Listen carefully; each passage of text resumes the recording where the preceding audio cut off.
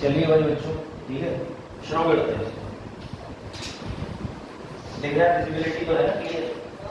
चलो, ये अभी बीते हफ्ते के करंट अफेयर है, इसको क्विकली करेंगे और उसके बाद जो अभी आपके 5-6 दिन पहले के करंट अफेयर है वो फिर आज मेरे लिए दिसंबर में फोकस रहेगा और एडिटोरियल की 40 खबरें हैं, लेकिन उसमें से मोस्ट इंपॉर्टेंट है, जैसे आपको पता है कि सुप्रीम कोर्ट ने मदरसा वाला जो इन्होंने अवैध घोषित किया था अधिनियम जो है आज संवैधानिक, उस पर स्टे लगा दिया सुप्रीम कोर्ट ने। चलिए फिर पहली बात तो ये याद रखिएगा, अभी 23 पाकिस्तानी नागरिकों को भारतीय नौसेना ने बचाया है। अब देखिए भारतीय नौसेना ने क्या करा, जरा इस पे ध्यान दीजिएगा। भारतीय नौसेना ने 28 मार्च को पहले तो एक ईरान का मछली पकड़ने वाला जहाज बचाया। जहाज बचाने के बाद में जिसका नाम था अल-कंबर, ये अल-कंबर याद रखना, अल-कंबर 786 जहाज बेटा जो कहाँ का था, ईरान का, भूलिएगा मत। ये जो ईरान का जहाज था इसको बचाया।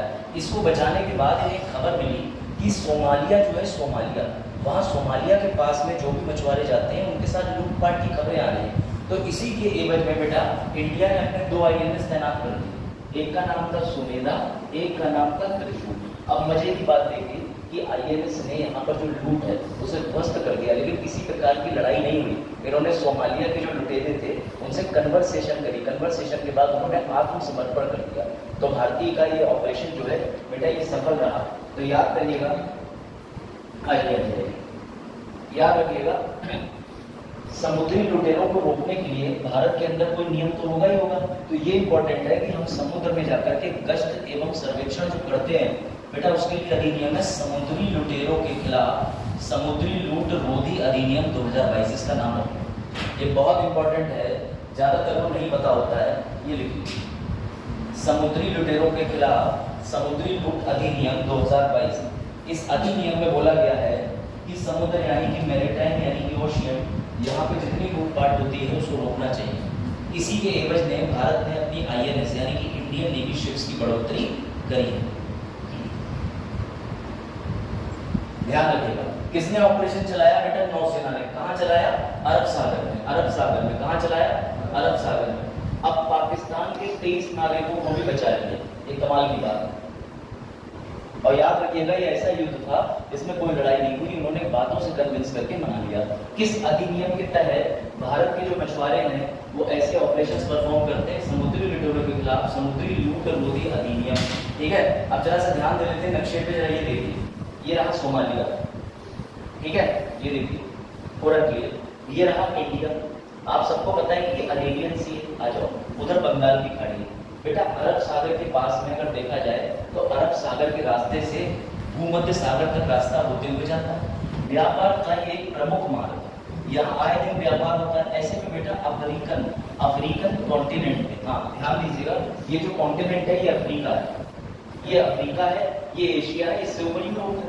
होता क्या है कि जब एशिया के जहाज इस बंदरगाह से निकलते हैं यहाँ से, या पाकिस्तान के लिए निकलते हैं इंडिया के, तो ये तरह इस रूट में जाना होता है। तो अक्सर कई बार देखा गया है कि सोमालिया के लुटेरे जो डाकू होते हैं, यानी जो क्या कहते हैं, आप कह सकते हो कि कैस्पियंस ऑफ द सी, ठीक है, मूवी भी बनी थी पायरेट्स ऑफ द कैरिबियन, बड़ा अच्छी पिक्चर है, उसमें सत्य दिखाया है। तो इस तरीके की लूटपाट करते हैं। अब नौसेना का काम ये है कि भैया हम अपने क्षेत्र को जो कि 12-24-200 नॉटिकल माइल वहां तक तो बचाएंगे क्योंकि हमारे क्षेत्र है। लेकिन कई बार ऐसा होता है कि सोमालिया वाले हमारी सीमाओं में घुस जाते हैं, तो अपनी सीमाओं की रक्षा करने के लिए समुद्री लूटपाट रोकथाम अधिनियम बनाया गया, उसके तहत ये लोग ऑपरेशन चला करके कई बार बचाते हैं। अब बचाते बचाते में ऐसा भी होता है जिस जहाज को बचाया उसमें दूसरे देश के नागरिक भी कई बार होते हैं, उनकी भी हेल्प हो जाती है। तो याद रखिएगा ये रहा नक्शे पे, ठीक है। सोमालिया जो देश है वो किस महाद्वीप पर है, अफ्रीका। टोटल बच्चों ने बताओ जल्दी से फटाफट, अफ्रीका के अंदर कितने देश हैं, कितने देश? हाँ हेलो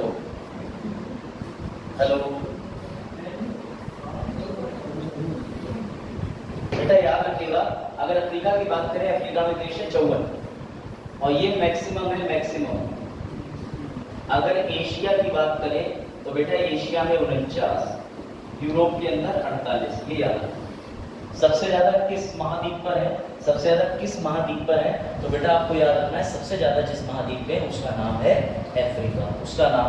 अफ्रीका, ये ध्यान रखिएगा बेटा। अफ्रीका में यहाँ कहीं पे एक देश पड़ता है जिसका नाम है साउथ सुडान। ये सबसे गरीब देश है, साउथ सुडान कैसा देश है? सबसे गरीब देश है। बैठ जाइए। और साउथ सुडान वही देश है जो संयुक्त राष्ट्र में 193वां देश है जो 2011 में जुड़ा था। ये सारी बातें याद रखिएगा, ठीक है। चलिए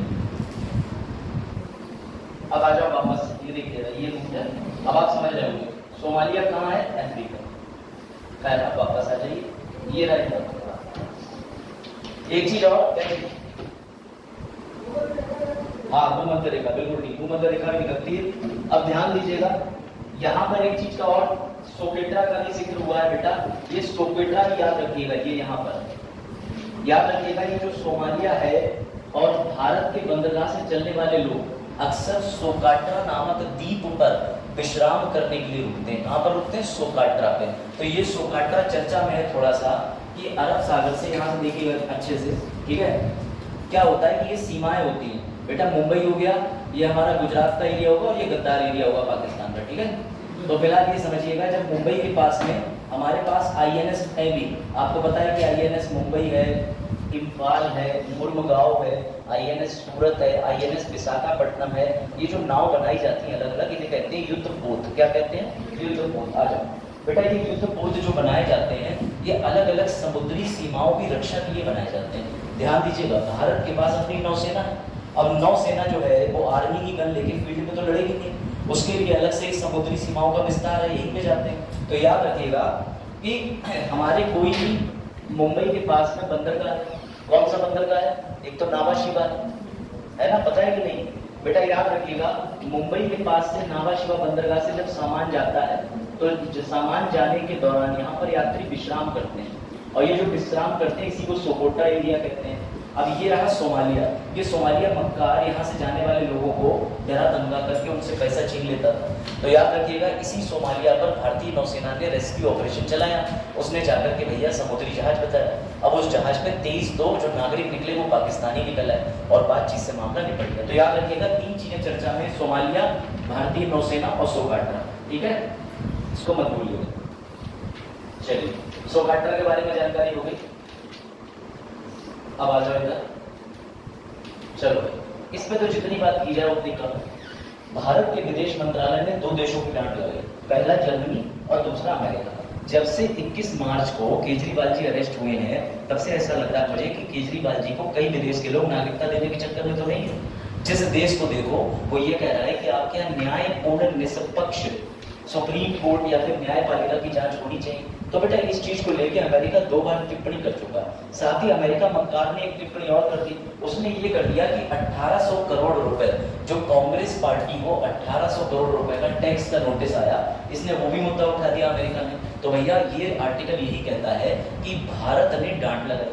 और अभी दूसरी कमाल की बात और देखी, यही मुद्दा संयुक्त राष्ट्र में भी उठा दिया गया। जब संयुक्त राष्ट्र में उठा दिया तो संयुक्त राष्ट्र में जवाबदेही देने के लिए अपने एक प्रतिनिधि होते हैं। वो प्रतिनिधि कौन है? रुचिरा काम्बोज जी हैं, ठीक है। तो वहां पर हमारे विदेश मंत्री भी जाते हैं, जब अलग अलग सम्मेलन होते हैं, अलग अलग उनकी एनुअल बैठक होती है। तो विदेश मंत्री ने संयुक्त राष्ट्र को हिदायत दे दी है बड़ा कायदे से कि ये हमारे देश का आंतरिक मैटर है, हमें ना सिखाएं वोटिंग कैसे कराती है, हम अपने यहाँ वोटिंग कराना जानते हैं, क्या करना है क्या नहीं जानते।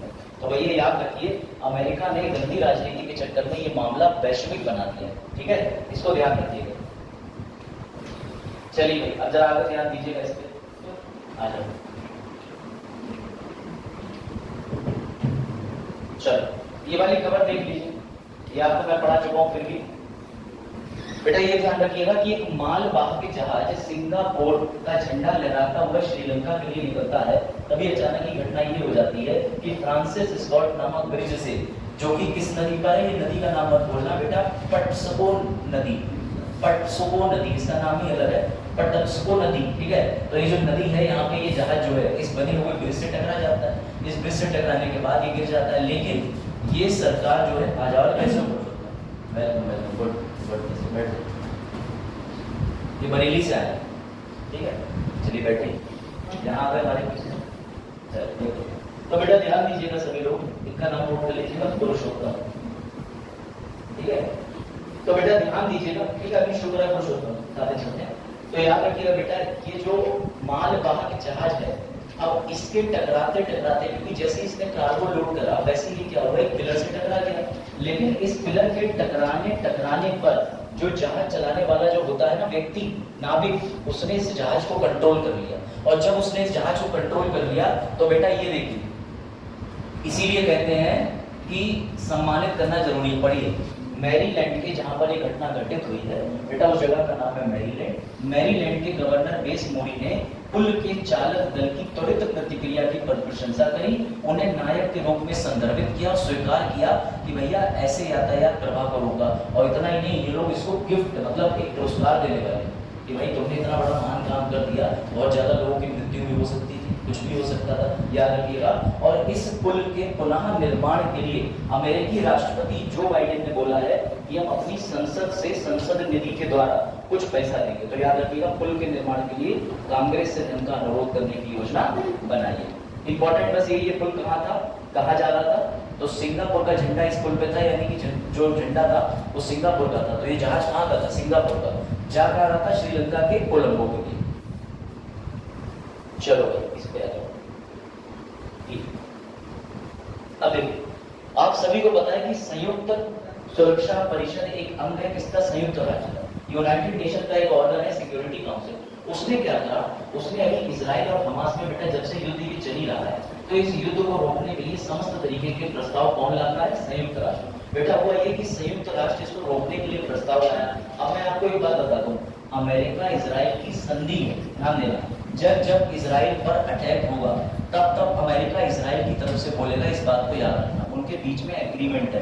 तो बेटा अभी तक अमेरिका क्या कर रहा था, उसने इस युद्ध विराम पे अपना वीटो कर दे रहा था, या तो अपने आप को रोक दे रहा था या कह दे रहा था ना मैं प्रस्ताव नहीं पारित होने दूंगा। तो यही खबर थी। लेकिन अभी क्या हुआ, अमेरिका चालाक निकला, उसके यहाँ चुनाव हो रहे, उसने इस चुनाव को फायदा लेने के लिए अब अपनी तरफ से बेटा पास करवा दिया सुरक्षा परिषद का बिल कि हाँ इसमें युद्ध विराम लगना चाहिए। तो बेटा इजराइल इतना खफा हो गया उसकी हरकत से कि इजराइल ने 2 दिन की अपनी जो यात्रा थी, ठीक है, विदेशी यात्रा, वो भी रद्द कर दी और अमेरिका से कहा कि ये क्या तरीका है, तुम तो हमारे दोस्त थे। तो अमेरिका ने कहा कौन सा संयुक्त राष्ट्र का, अमेरिका ने कहा कि कौन सा संयुक्त राष्ट्र का कोई भी प्रस्ताव तुम मान ही रहे हो, इतने तो सालों का खंडन कर चुके हो, ये भी कौन सा तुम पे दबाव डाल रहा है। तो समझिए अमेरिका अपनी राजनीति चमकाना चाहता है। बेटा अभी हम लोगों ने 29 मार्च को गुड फ्राइडे का दिन देखा, तो कंफ्यूज मत होइएगा, नाम गुड फ्राइडे इसलिए बोला जाता है क्योंकि ये रिमेम्बरेंस है, ये दिन है शोक का, जिस दिन जो है प्रभु यीशु को क्रूसिफिकेशन करा गया था। तो क्रूसिफिकेशन के बाद ये भी संकेत है कि पुनः जीवन का, तो उनको जो दर्द और पीड़ा हुई थी उसके दुख में गुड फ्राइडे मनाया जाता है, ठीक है, ये याद रखिएगा। तो कब मनाया गया था गुड फ्राइडे, 29 मार्च। दिन का इंपॉर्टेंस है बस, बाकी इस तरीके के धार्मिक सवाल नहीं आते कि ईद कब थी, होली कब थी, कैलेंडर में आ जाते हैं कि अगर 29 मार्च को होली का दिन रविवार था तो 1 मार्च 2025 में दिन कौन सा होगा, है ना, कल ही आए ऐसे सवाल। चलो ये अच्छा है, ये अच्छा है। मुख्तार अंसारी को जानते हो बेटा, ये वो व्यक्ति है, ठीक है, जिसको जेल के अंदर ही, अच्छा हुआ मतलब निकल ही गया वरना पता नहीं क्या क्या पलटता। तो मेरी बात समझिए, मुख्तार अंसारी के बारे में, ये मऊ उत्तर प्रदेश के 75 जिले में से एक जिला है मऊ। बेटा मऊ जिले से 5 बार विधायक है, याद रखिएगा। इनके ऊपर 60 से ज्यादा आपराधिक मामले थे, लेकिन इनकी मृत्यु हो जाती है उत्तर प्रदेश के बांदा में बंद जेल में थी ये, और वहां जेल के अंदर हृदयघात यानी हार्ट अटैक से इनकी मृत्यु हो जाती है। याद रखिएगा ये राष्ट्रीय शूटर भी थे, राष्ट्रीय शूटर मतलब नेशनल शूटर प्लेयर भी था, ये बहुत जबरदस्त प्लेयर था। तो इसके मरने के बाद इनके परिवारजनों का कहना है कि हमारे मुख्तार अंसारी भाई साहब ने पुरुष सदगुरु को जो है हल्का हल्का जहर देके मारा गया, समझे, ये तो पैगंबर थे ना, जो 60 से अधिक मामले इनपे चल रहे थे। चलो आ जाओ। तो बेटा याद रखिए कि परिवार ने क्या आरोप लगाया है कि धीमा जहर देके मार दिया गया। अब हार्ट अटैक की पुष्टि जो है बड़े बड़े डॉक्टरों ने कर दी है, तो ऐसी बेबुनियाद बातों को कोई लेना देना नहीं। लेकिन हाँ, तुम्हारी संतुष्टि के लिए बता दें कि जो बांदा के अंदर बेटा न्यायिक है, न्यायिक जज, उसने इन पर इन्वेस्टिगेशन बोल दी है। ये देखिए, मुख्य न्यायिक मजिस्ट्रेट की अदालत ने गैंगस्टर अंसारी की मौत की न्यायिक जांच के आदेश दे दिए ताकि पब्लिक के बीच में माहौल खराब ना हो जाए, समझ गए।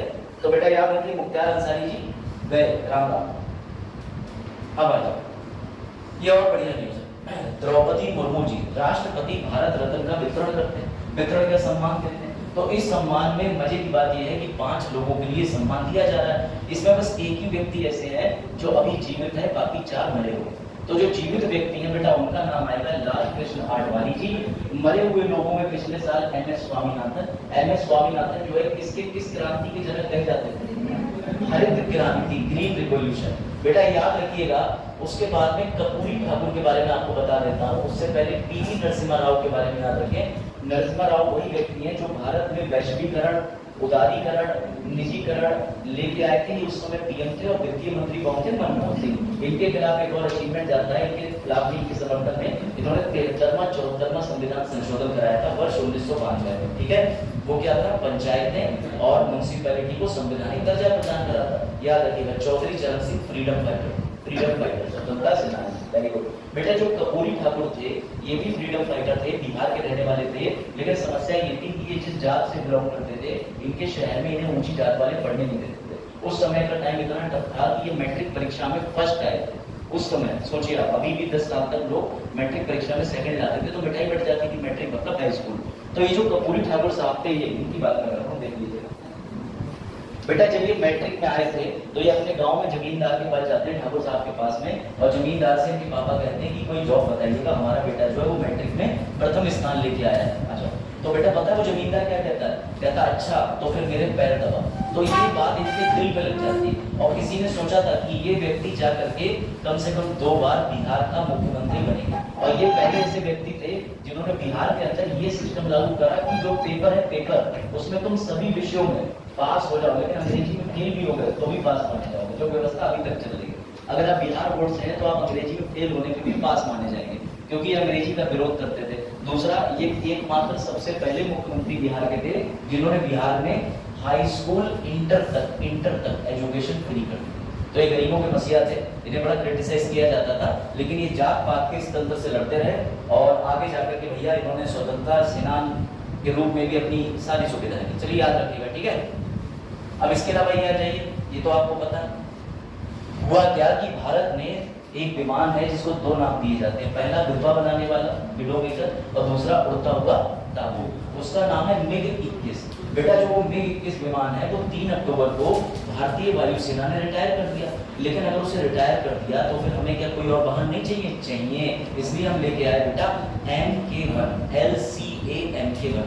इतना बड़ा नाम तुम्हें याद करने की कोई आवश्यकता नहीं है, बस तुम इतना याद रख लेना कि जो LCA है, ठीक है, देखिएगा ध्यान से, इसका मतलब होता है लाइट, C का मतलब होता है कॉम्बैट यानी युद्ध, और A का मतलब होता है एयर क्राफ्ट। बेटा ये रहा LCA, ठीक है। इसका नाम ये याद रखेंगे आप, तेजस। किस कंपनी ने बनाया है बेटा? तो कंपनी का नाम है हिंदुस्तान, बताओ। Very good.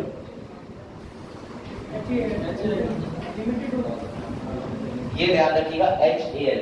बेटा HAL भारत की 3 कंपनियों में सबसे बड़ी कंपनी बन गई है जो विदेश में सामान बेचती है। इतना ही नहीं, अभी हम देखेंगे आगे चल के कि हमने इस HAL को 228 नामक विमान बनाने का भी दिया है और 228 विमान जो है वो गुयाना को बेच भी रहे हैं। क्या है ये गुयाना को बेचने वाला, वो समझेंगे। तो बेटा याद रखिएगा कौन सा विमान बंद कर दिया गया? MiG-21। कौन सा? MiG-21। क्यों बंद कर दिया? क्योंकि बेटा MiG-21 से 400 दुर्घटनाओं में 200 लोग मर गए। इसका रेशियो जो है मतलब 400 यात्राओं में से यानी हर दूसरी यात्रा में कोई ना कोई मरा ही, औसत ये निकल के आया। तो जिस विमान के उड़ने से इतनी मृत्यु हो रही हो उस विमान को बंद कर देना ही उचित। बात आई समझ? चलिए चलो भैया आ जाओ। हाँ ये सिर्फ फैक्ट है, इसको याद कर लीजिएगा। NIA भारत में नेशनल इन्वेस्टिगेटिंग एजेंसी है, यानी कि भारतीय अन्वेषण एजेंसी। बेटा NIA जो है वो संविधान के किस अनुच्छेद में आता है बताएं? हाँ, NIA भारत के संविधान के किस अनुच्छेद के अंतर्गत आता है बताएं? NIA national investigating agency. CBI कौन से अनुच्छेद में आता है बताएं? STF कौन से अनुच्छेद में आता है बताएं? इनकम टैक्स फोर्सेस कौन से अनुच्छेद में आती है बताएं? CSF CISF कौन से फोर्सेस जो है BSF है ये कौन से अनुच्छेद में आती है बताएं?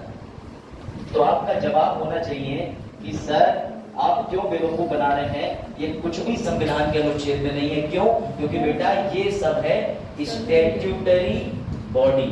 हिंदी में लिख दे रहा हूं, ये है विधिक निकाय। बेटा समझिएगा, अगर संविधान के अनुच्छेद 1 से लेकर अनुच्छेद 395 के बीच में कोई भी चीज आ जाती है या इन शुरू से अंत तक, तो वो संवैधानिक होती है। सर कैसे? जीएसटी आर्टिकल 279 का संशोधन, दिल्ली आर्टिकल 239 AA, राष्ट्रपति आर्टिकल 52, गवर्नर आर्टिकल 153, ठीक है, अटर्नी जनरल 76। इसके अलावा नीति आयोग सर नहीं, नीति आयोग का कोई भी आर्टिकल के अंदर जिक्र नहीं है।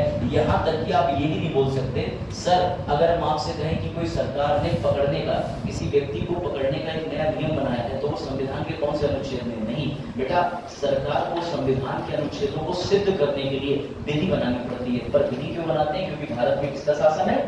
विधि का, विधि का। भारत में मानव का शासन नहीं है, शासन किसका है? ये बात ध्यान रखिएगा। चलिए ठीक है, अभी आ जाओ, ये बड़ा इंपॉर्टेंट सवाल है, इसको मत भूलिएगा बेटा। राज अवस्थी, न्यायिक, न्यायिक समझिएगा, जज साहब थे, इनका नाम था ऋतुराज अवस्थी। ऋतुराज अवस्थी जी लोकपाल नहीं बने हैं, लोकपाल तो भारत में तीसरे नंबर के AM खानविलकर साहब ही बने हैं। लेकिन मैंने आपको बताया था कि भारत में लोकपाल के अंदर एक अध्यक्ष होता है और उसके नीचे काम करने वाले 8 सदस्य होते हैं। बेटा भारत के अंदर लोकपाल व्यवस्था में एक लोकपाल होता है, उसके नीचे काम करने वाले कितने सदस्य होते हैं? 8 सदस्य। तो याद रखिएगा, इन्हीं 8 सदस्यों में से बेटा 4 न्यायिक सदस्य होते हैं और 4 कैसे होते हैं? नॉन न्यायिक। तो जो 4 न्यायिक हैं, अब समझ में आया, इनमें से एक व्यक्ति रिटायर हुआ और एक व्यक्ति पोस्टिंग हुआ। यानी भारत के अंदर जो लोकपाल की पूरी कार्य प्रणाली ढांचा है, उसके जो 8 लोग हैं, उन 8 में से 4 न्यायिक सदस्य होते हैं, एक न्यायिक सदस्य रिटायर हुआ, उसकी जगह नया आ गया, उस नए वाले का नाम है ऋतुराज अवस्थी। और भारत के मुख्य लोकपाल कौन है? बेटा AM खानविलकर। पहले कौन थे? पहले कौन थे? पिनाकी चंद्र घोष, सबसे हाईलाइटेड थे। कहाँ हो तुम लोग? तुम्हारा करंट अफेयर रिवीजन कराना है कि अपना करना? चलो ये याद रखिएगा, ठीक है। चलिए आ जाइए, सी विजिल है, बेसिक है, चुनाव पे नजर रखने के लिए। अगर तुम्हारे पड़ोस में नेताजी छोटी सी लाल रंग की बोतल लेके हम कहीं किसने हरा रंग डाला गाना गा रहे हो या शराब बेचने का प्रयास कर रहे हो, तो तुम सी विजिल ऐप ओपन करके 10 सेकंड की वीडियो बनाओगे, 24 घंटे में उनके खिलाफ कार्रवाई बनाओ, तुम्हारे खिलाफ। समझ गए? तो इसलिए दूर रहे ऐसी बातों से, ये बहुत अच्छी बात है। बेटा ये देखिए जरा ध्यान से, कितने लोगों को यहाँ पता है कि तपोदिक बीमारी होती है? अरे ट्यूबरक्लोसिस के बारे में सुना? बेटा जो टीबी बीमारी होती है, आज कैसे समझ करेंगे? चलो अनमोल मिश्रा है, अपने माँ बाप के अनमोल को सही से। तो देखिए यहाँ पे एक वैक्सीन नई आ गई है, इस वैक्सीन का नाम जिसे भी याद नहीं होगा वो मूर्ख कहलाएगा। क्यों? क्योंकि बेटा जिस बीमारी से ट्यूबरक्लोसिस होती है उसका नाम क्या है? Microbial bacteria. बेटा सीधी बात याद समझिए, वेरी गुड। माइक्रोबैक्टीरियल ट्यूबरक्लोसिस का मतलब MT, ठीक है, ये हो गया MT। और बेटा ये बचा क्या है?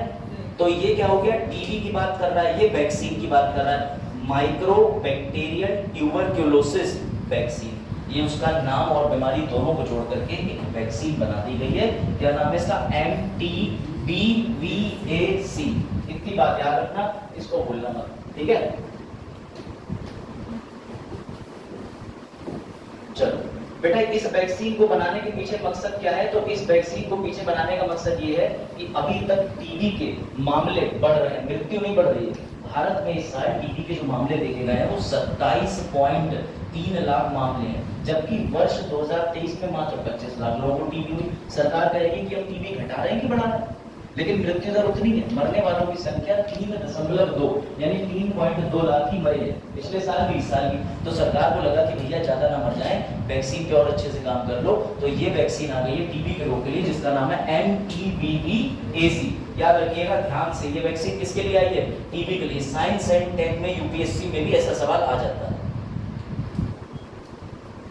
चलो भैया ये तो देखिए कितने लोग मर गए क्या। चलो ये सबसे अच्छा सवाल है, ठीक है। याद रखिएगा, आपको शुरू के 2 अरबपति पता होंगे। भारत वालों की बात नहीं कर रहा, विदेश की, लेकिन आप उसे नहीं जानते होंगे, जिसका नाम है अर्नोल्ड। अब आप कहोगे अर्नोल्ड बॉडी बिल्डर नहीं भैया, बर्नार्ड अर्नोल्ड भी एक व्यक्ति है। अब आप कहोगे ये कौन है? तो जब तुम दिल्ली जाओगे और जब तुम राजीव चौक जाओ तो जरा आसपास में महंगे महंगे मॉल देखना, लुफ्थांसा, गुची, है ना, पेरिस बियने, सीसी एवेन्यू, ये सब होते हैं। ये तो किसी के होंगे, तुम्हें बुद्धि लगाइए। जो आदमी 1.5 लाख का पर्स बेच रहा है वो कितना अरबपति होगा, जो बनवा रहा है पहले से। तो बेटा ऐसे ही कुछ मल्टीपल उत्पाद में डील करते हैं बर्नार्ड अर्नोल्ड। भारत का छोड़ दो, पहले विश्व पे आओ फिर भारत पे आते हैं। हाल ही में लंदन की कंपनी है जिसका नाम है हुरून। ये हुरून का कोई काम नहीं, ये बस ये जारी करते रहते हैं कि कौन कितना अमीर बन गया है, इसकी खबर लेकर के गोपनीय तरीके से वर्ल्ड बैंक को बेचते हैं। तो बेटा इस हुरून वालों ने क्या करा, इन्होंने पूरे विश्व के अंदर काम करने के हिसाब से लोगों की रैंकिंग करी। तो नंबर 1 पे एक ही आदमी रहेगा काफी समय तक, जिसका नाम है इलॉन मस्क, जिसने अभी फाल्कन 9 का परीक्षण करा था और जो ये कहता है कि मैं कुछ भी बना सकता हूँ, जिसने ट्विटर को एक्स बना दिया। सबसे बड़े दुख की बात, हाँ ये भी बनाया, अपने कुत्ते को ट्विटर का समझिए आप सीईओ बना दिया। तो समझ लीजिए कुत्ते की कितने अरबों में वैल्यू होगी। बेटा विश्व का दूसरा सबसे अमीर आदमी वो है जो खुद के घर सामान ऑनलाइन ऑर्डर कर लेता होगा, जेफ बेजोस। और तीसरे नंबर पे वो व्यक्ति है बर्नार्ड अर्नोल्ड की। अगर बात करें भारत में, सुनिए, एशिया, अगर एशिया महाद्वीप की बात करें तो एशिया महाद्वीप में नंबर 1 पे रहेंगे अंबानी जी। लेकिन अगर रैंकिंग में बात करो विश्व में, तो ये 10वें स्थान पर। जो 9 वाली रैंकिंग करी उसमें सुधार करो, वो गलत है। 10वीं वाली रैंकिंग जो है वो अंबानी की है और 15वां नंबर पे अडानी भाई साहब भी टिके हुए हैं। तो अंबानी और अडानी, समझिए। लेकिन याद रहे आपको कि इनका इलेक्टोरल बॉन्ड में नाम नहीं आया है। याद रखिएगा, जो एसबीआई द्वारा इलेक्टोरल बॉन्ड का मामला अभी खुला है, खुलेगा मतलब ये कि डेटा सुप्रीम कोर्ट के डांटने पर मुहैया कराया गया, उस डेटा में इन दोनों का नाम नहीं है। लेकिन मैंने आपको एक तरीका बताया था कि ब्लैक के टिकट, मैंने पुरुषोत्तम से कहा 1000 रुपए का चंदा दे रहा है, पकड़ो 1100 रुपए अपने नाम से दे देना, मेरा पैसा तो पहुंच गया। तो समझिए बात को, ठीक है। ऐसा ये है भैया, ये देखो ये ब्रांड नेम के ये देख लो भैया, ठीक है। ये आदमी ये फैशन बॉक्स कराता है, फैशन बॉक्स, पेरिस बॉक्स वगैरह। तो मैं से बचपन में फैशन टीवी देखता था क्या? समझ गया तुम, देखा ही होगा, तुम्हारे नजरें लग रही। चलो बेटा, अभी तक याद रखिएगा कबड्डी में रिकॉर्ड था कि 84 खिलाड़ी टोटल आए थे खेलने अलग अलग टीमों के माध्यम से। अब एक और विश्व रिकॉर्ड बन गया है। इस बार जो आयोजन करा गया, उस आयोजन में 128 कबड्डी के खिलाड़ी आ गए। आयोजन कहाँ किया गया था? हरियाणा के अंदर। तो बेटा हरियाणा के राज्यपाल ने सर्टिफिकेट बांटा। राज्यपाल कौन है? राज्यपाल का नाम है श्री बंडारू दत्तात्रेय। आपको इसमें इतना ही याद रखना, इससे ज्यादा और कुछ नहीं याद रखना। पंचकुला, ये याद रख सकते हैं, हरियाणा के पंचकुला में ताऊ देवी। अब ये देवी है तो ताऊ कैसे? ताऊ देवी लाल इंडोर स्टेडियम में आयोजित किया गया। ठीक है भैया, कमेंट नहीं करना चाहिए वैसे, ये जरूरी है, ये देख लीजिए, ठीक है। शिरजा अकोला की बात करें तो ये अपने साथी के साथ युगल वाले में, डबल वाले में तो हार गई, लेकिन एकल में जीत गई। एकल का मतलब अभी टेबल टेनिस की अलग अलग प्रतियोगिताएं होती रहती हैं। तो बेटा टेबल टेनिस का लेबनान के अंदर एक गेम चल रहा था, आयोजन हो रहा था, उसमें श्रीजा अकुला ने पार्टिसिपेट करा और ये जीत गई, लेकिन ये सिंगल वाले भी जीत गई, बट अनफॉर्चुनेटली जोड़ी वाले में हार गई। तो बस आप इतना याद रखें, श्रीजा अकुला, इन्होंने क्या जीता? WTT, W यानी वर्ल्ड टेबल टेनिस बरूद के अंदर चैंपियनशिप हुई थी दूसरी। इसका खिताब किसने जीता? भारतीय ने, श्रीजा अकुला ने। क्या सिंगल जीता या डबल जीता? सिंगल। चलो भाई लो, इसका प्रश्न उत्तर दो फटाफट, तुम्हारे पूरे हफ्ते के लिए। फिर आगे बढ़ते हैं आर्टिकल पर, खबरों पर। पढ़ो पढ़ो पढ़ो, दिमाग लगवा जल्दी। 30 मार्च 2024 को किन पूर्व प्रधानमंत्रियों को मरणोपरांत भारत रत्न से सम्मानित करा गया? बेटा ये है इसका उत्तर। अरे उत्तर बोल दो, ऐसे सी मत बोला करो, अजीब लगता है। किसे बोल रहे हो ये स्पष्ट करो। हाँ ये भी बताइए, पढ़िए प्रश्न। उत्तर प्रदेश के जेल जिसने इनको हार्ट अटैक आया, बांदा, 5 बार विधायक मौत, ये ध्यान रखना। और कौन सी न्यायिक जांच खोली गई है? जिला मजिस्ट्रेट के द्वारा बांदा जिले में। कहाँ की जेल में बनते? तो बांदा में बंदी था। राइम कर गया, ठीक है। ये इन्हीं के उत्तर भी मैंने लिख दिए, ठीक है। अब आ जाओ इस पे, चलो ये बताओ। अच्छा प्रश्न, हाँ अब बोलो।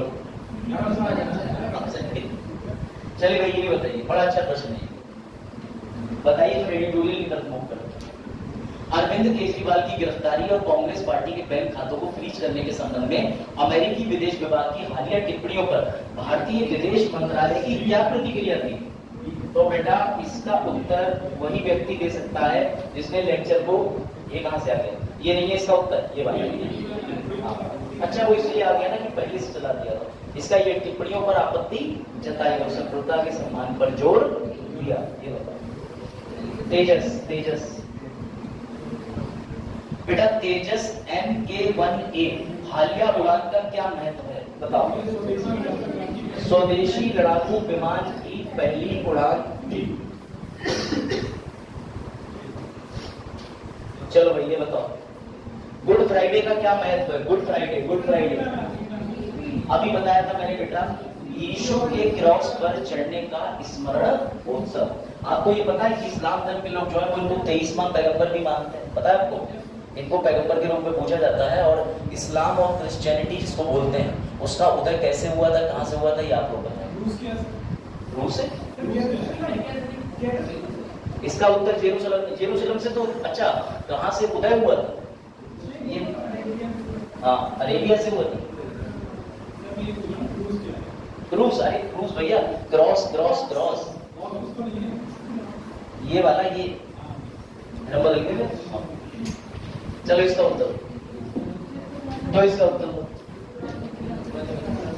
हाँ आ जाओ आ जाओ आ जाओ। 27 मार्च 24 को लोकपाल ने न्यायिक सदस्य, खुद लोकपाल नहीं बने बेटा, किस नए न्यायिक सदस्य की नियुक्ति हुई है? न्यायमूर्ति ऋतुराज अवस्थी। ऋतुराज अवस्थी जी जो है वो 22 में विधि आयोग के अध्यक्ष भी थे, वहां से रिटायर होके आए हैं, ये ध्यान रखना। चलो इसका एम भारत के वर्तमान तीसरे नंबर के लोकपाल कौन है? पहले कौन थे? पिनाकी चंद्र। दूसरे कौन से? मोहंती, मोहंती जी, एम मोहंती। और तीसरे वाले एम खानविलकर। सो तो 80 साल तक जाएंगे।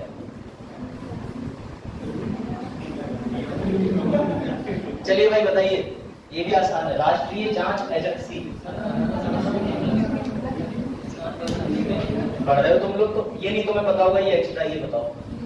हाँ ये बढ़िया। हाँ जो बच्चे पीयूषानंद कह रहे हैं बिल्कुल ठीक कह रहे हैं, क्योंकि ये मैंने डेली करंट अफेयर में पढ़ाया था, आज नहीं पढ़ाया। बताओ। हाँ ये बताओ, आपदा, एनडीआरएफ, एनडीआरएफ के कौन? NDRF national disaster force. हाँ बचे ही नहीं है। चलो भाई ये और बताओ। सी विजिल नाम है इसका, नाम ही इसे सी ऑप्शन पे रख देना चाहिए। चलो भाई ये और बताओ। सबसे अमीर व्यक्ति, सबसे अमीर इलॉन मस्क भाई साहब बन गए सबसे अमीर व्यक्ति। सी विजिल आंसर था, इसका आंसर इलॉन मस्क था। ठीक है, ये और बचा गया आपको, एक दो और बताओ। प्रश्न ध्यान से पढ़ें कि विश्व में है कि एशिया में? एशिया में मुंबई नंबर 1 पे है, विश्व में मुंबई नंबर 3 पर है। तो इसमें दी गई जानकारी के अनुसार कौन सा शहर बीजिंग को पछाड़कर? पहली बात एशिया, तो बेटा एशिया में मुंबई नंबर 1 है। मुंबई में अरबपतियों की संख्या 92, सबसे ज्यादा कहां पर है? न्यूयॉर्क 100, और लंदन में 96। चलो आ जाओ, याद रखा करो तक। ये बताओ जल्दी। बेटा मालवाहक जहाज की टक्कर, ये कौन जीता बताओ? WTT feeder Beirut second, Sreeja Akula, बड़े सम्मान की बात है। चलो भाई ये भी बताओ, ये वैक्सीन का निर्माण किसने किया है? ये तो मैंने बताया ही नहीं तुम्हें, लेकिन तुम्हारा उत्तर तब भी ठीक जा रहा है। Bharat biotech international limited. इसका उत्तर दीजिए। पंचकुला हरियाणा। ये तो तुम लोगों ने सुन लिया। चलो हाँ, सुरक्षा परिषद में पढ़ो, इसका प्रश्न पढ़ो। युद्ध विराम के लिए प्रस्ताव पारित करा। संघर्ष में कौन से दो देश शामिल है? किनके बीच युद्ध चल रहा है? इजराइल और फिलिस्तीन। बेटा क्या लगता है फिलिस्तीन अब आजादी मिलेगी? कभी नहीं मिलेगी अब आजादी।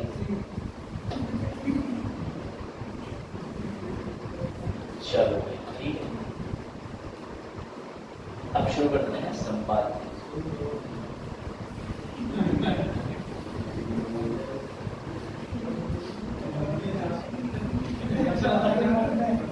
लो ठीक, अब आ जाओ।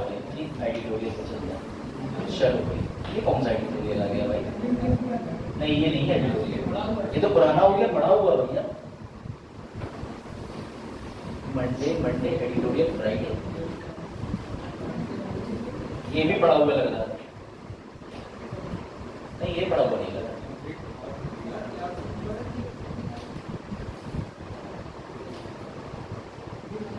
हाँ, ये पढ़ा हुआ नहीं। चलो, ये बढ़िया। देखो, एडिटोरियल के अंदर द हिंदू के हाथ में न्यूज़पेपर की न्यूज होती है, तो एक बार फिर से पूरा समझ लीजिए। कच्चा तीबू विवाद पर श्रीलंका का बयान आ गया। अभी तक मैं आपसे कह रहा था कि कच्चा तीबू मामला एक बार फिर से समझ लीजिए। जिन लोगों को बिल्कुल याद नहीं रह गया कि ये कच्चा तीबू क्या था, तो कंफ्यूज ना हो, ये कच्चा बादाम नहीं है, ठीक है बेटा। यहाँ कच्चे तीबू की बात हो रही है। थोड़ी देर के लिए अंजलि को भूल जाए तो समझिएगा ध्यान से, तो हंसे तो चलो देखो। तो बेटा, ये जो कच्चा तीबू आइलैंड है, समझिएगा, ये 1921 के अंदर भारत और श्रीलंका के बीच में विवाद था। क्यों? दोनों लोग इसमें मछली पकड़ने जाते थे, लेकिन श्रीलंका कहता था ये हमारा है, और इधर से भैया भारत कहता था कब है होली, कब है होली, ये हमारा है। समझ गए? तो जब दोनों लोग क्लेम करते थे, तो इसमें लेकर के आए दिन झाड़ होती रहती थी। फिर हुआ ये कि 1974 के अंदर देश में प्रधानमंत्री बनी इंदिरा गांधी जी। उन्होंने कहा ऐसा है, हमारे लिए बहुत ज्यादा महत्व नहीं है, ये 1.6 किलोमीटर से 1.9 किलोमीटर का छोटा सा एक टापू है, तो भैया इस टापू पे ना तो हमें कोई आवश्यकता है ना कुछ है। एक काम करो, 1974 में आए दिन की झाड़ से बचने के लिए आइलैंड उठा के श्रीलंका को दे दो।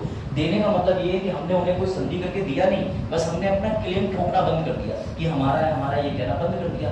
लेकिन एक संधि हुई कि इस पर जो सेंट थॉमस चर्च है, उस पर तमिलनाडु के लोग और श्रीलंका के लोग, यानी भारतीय और श्रीलंका के लोग दोनों चर्च में पूजा पाठ करेंगे, मछली पकड़ने का काम भी करते रहेंगे। लेकिन अब हुआ ये कि श्रीलंका ने हमारे मछुआरों को मछली पकड़ने से मना कर दिया। ये बात बुरी लग गई तमिलनाडु के बीजेपी के एक अध्यक्ष जो प्रवक्ता है, वहाँ बोलते हैं अन्नामलाई जी को। अन्नामलाई जी ने आरटीआई लगा दी सरकार के खिलाफ कि भैया बताओ। तो उस आरटीआई में निकल के आया कि 1974 में भारत ने अपना आधिपत्य या इसे मानने से मना कर दिया था। तो ये मामला इस समय तूल पकड़ गया। अब श्रीलंका का बयान सुनो, जो कि बहुत ही मैच्योर और बहुत ही अच्छा बयान है। श्रीलंका ने स्पष्ट तौर पे कह दिया कि जो मामला 1974 में निपट चुका है, हम उस मामले पे ध्यान नहीं देते। भारत में ये सब चुनाव के चलते हो रहा है और ये भारत का आंतरिक मामला है, हमें इससे कोई लेना देना नहीं। बहुत बढ़िया स्टैंड दिया। उनके विदेश मंत्री ये रहे, इनकी टिप्पणी आ गई थी कि हमें कच्चा तीबू मामले पे बात करने की कोई आवश्यकता नहीं। जो मामला आज से 50 साल पहले 1974 में निपट गया था, उस पर 50 साल बाद बात करने का मतलब क्या? कच्चा तीबू हमारा है, उनके यहाँ इलेक्शन का मामला चल रहा है, तो इलेक्शन के चक्कर में तमिलनाडु में विवाद उठा रहा है। बिल्कुल पढ़े लिखे लोगों वाला कायदे का बयान है। लेकिन मन रोड ये इंडिया की कब्जा ना कर, मोदी है तो मुमकिन। चलो देखो भैया, ये बड़ा अच्छा है। अब तुम लोग अगर अपने शिशुओं का, जो कि अभी नहीं है, जब होंगे तब जन्म प्रमाण पत्र, हाँ भैया वो किसी को बता देना। देखो, अगर तुम लोग जन्म प्रमाण पत्र अपने शिशु का बनवाने जाओ, तो अब तुम्हारे लिए थोड़ी सी समस्या ये है, जो कि अच्छी चीज है। बेटा, अभी तक पूछा जाता था कि जाति उपजाति, अब पूछा जाएगा धर्म, और दोनों का अलग अलग। बहुत सारे जो अफजल है अकरम बन के, और बहुत सारे जो है भैया कोई और लड़का मान के चलो अमन है, वो अक्सर मुझे तो ऐसा केस नहीं मिलता, बहुत कम ही मिलते हैं, लेकिन लव जिहाद के मामले बहुत बढ़ रहे थे। और ऐसे में क्या कहते हैं, महिलाएं भी बहुत सारी जो हिंदू होकर के मुस्लिम से, मुस्लिम होकर हिंदू से शादी कर रही थी। तो अब आई बात पकड़, अब ऐसे आई बोले तुम्हारे बालक का जब जन्म होगा तो तुम्हें अपना धर्म भी बताना पड़ेगा। दोनों का सेपरेट की कौन से धर्म में जन्म लिया था तुमने, और अगर कन्वर्जन करा है तो कन्वर्जन के भी नियम अलग आएंगे। बेटा, अभी हाल में ये लागू नहीं हुआ है, लेकिन मोदी सरकार जी ने इसका सीधे सीधे कह दिया है। और ऐसा इन्होंने क्यों करा है? क्योंकि 2023 में जन्म प्रमाण पत्र को लेकर नियम बदल गए थे। अब हर जगह पे 50 डॉक्यूमेंट नहीं लगाने पड़ेंगे, एक डॉक्यूमेंट लगाओ, काम चलाओ। इसके चक्कर में 2023 में इन्होंने प्रमाण पत्रों में संशोधन किया। तो इन्होंने जन्म प्रमाण पत्र में कह दिया धर्म का ऑप्शन, मम्मी का अलग, पापा का। अब तुम कहोगे कि हम उसको मिटा दें या ना भरें, तो अनिवार्य है। क्या भविष्य में धर्म को लेकर कोई कार्रवाई हो सकती है? तो अभी इस पर कोई ग्राउंड नहीं आया, लेकिन याद रखना डेटा पहुंच रहा है, ठीक है, याद रखिएगा, ठीक है। ये रीजन समझ लीजिए। 11 अगस्त 23 को संसद में जन्म और मृत्यु पंजीकरण संशोधन अधिनियम, जिसके तहत सारा डेटाबेस पहुंच जाएगा, तो याद रखिएगा। ये बड़ा अच्छा है मामला। अब देखो, अभी आपको एक बात पता है बड़े अच्छे से बेटा, कि किन दो देशों के बीच में युद्ध चल रहा है, या कह सकते हो कि विश्व में दो युद्ध चल रहे हैं। कौन कौन से चल रहे हैं? एक चल रहा है इजराइल और पैलेस्तीन का, जिसमें इजराइल पर पहले हमला करा गया हमास के द्वारा, ये रहा पहले नंबर का। और दूसरा कौन सा चल रहा है? बोलो बोलो। यूएसएसआर का नाम रशिया,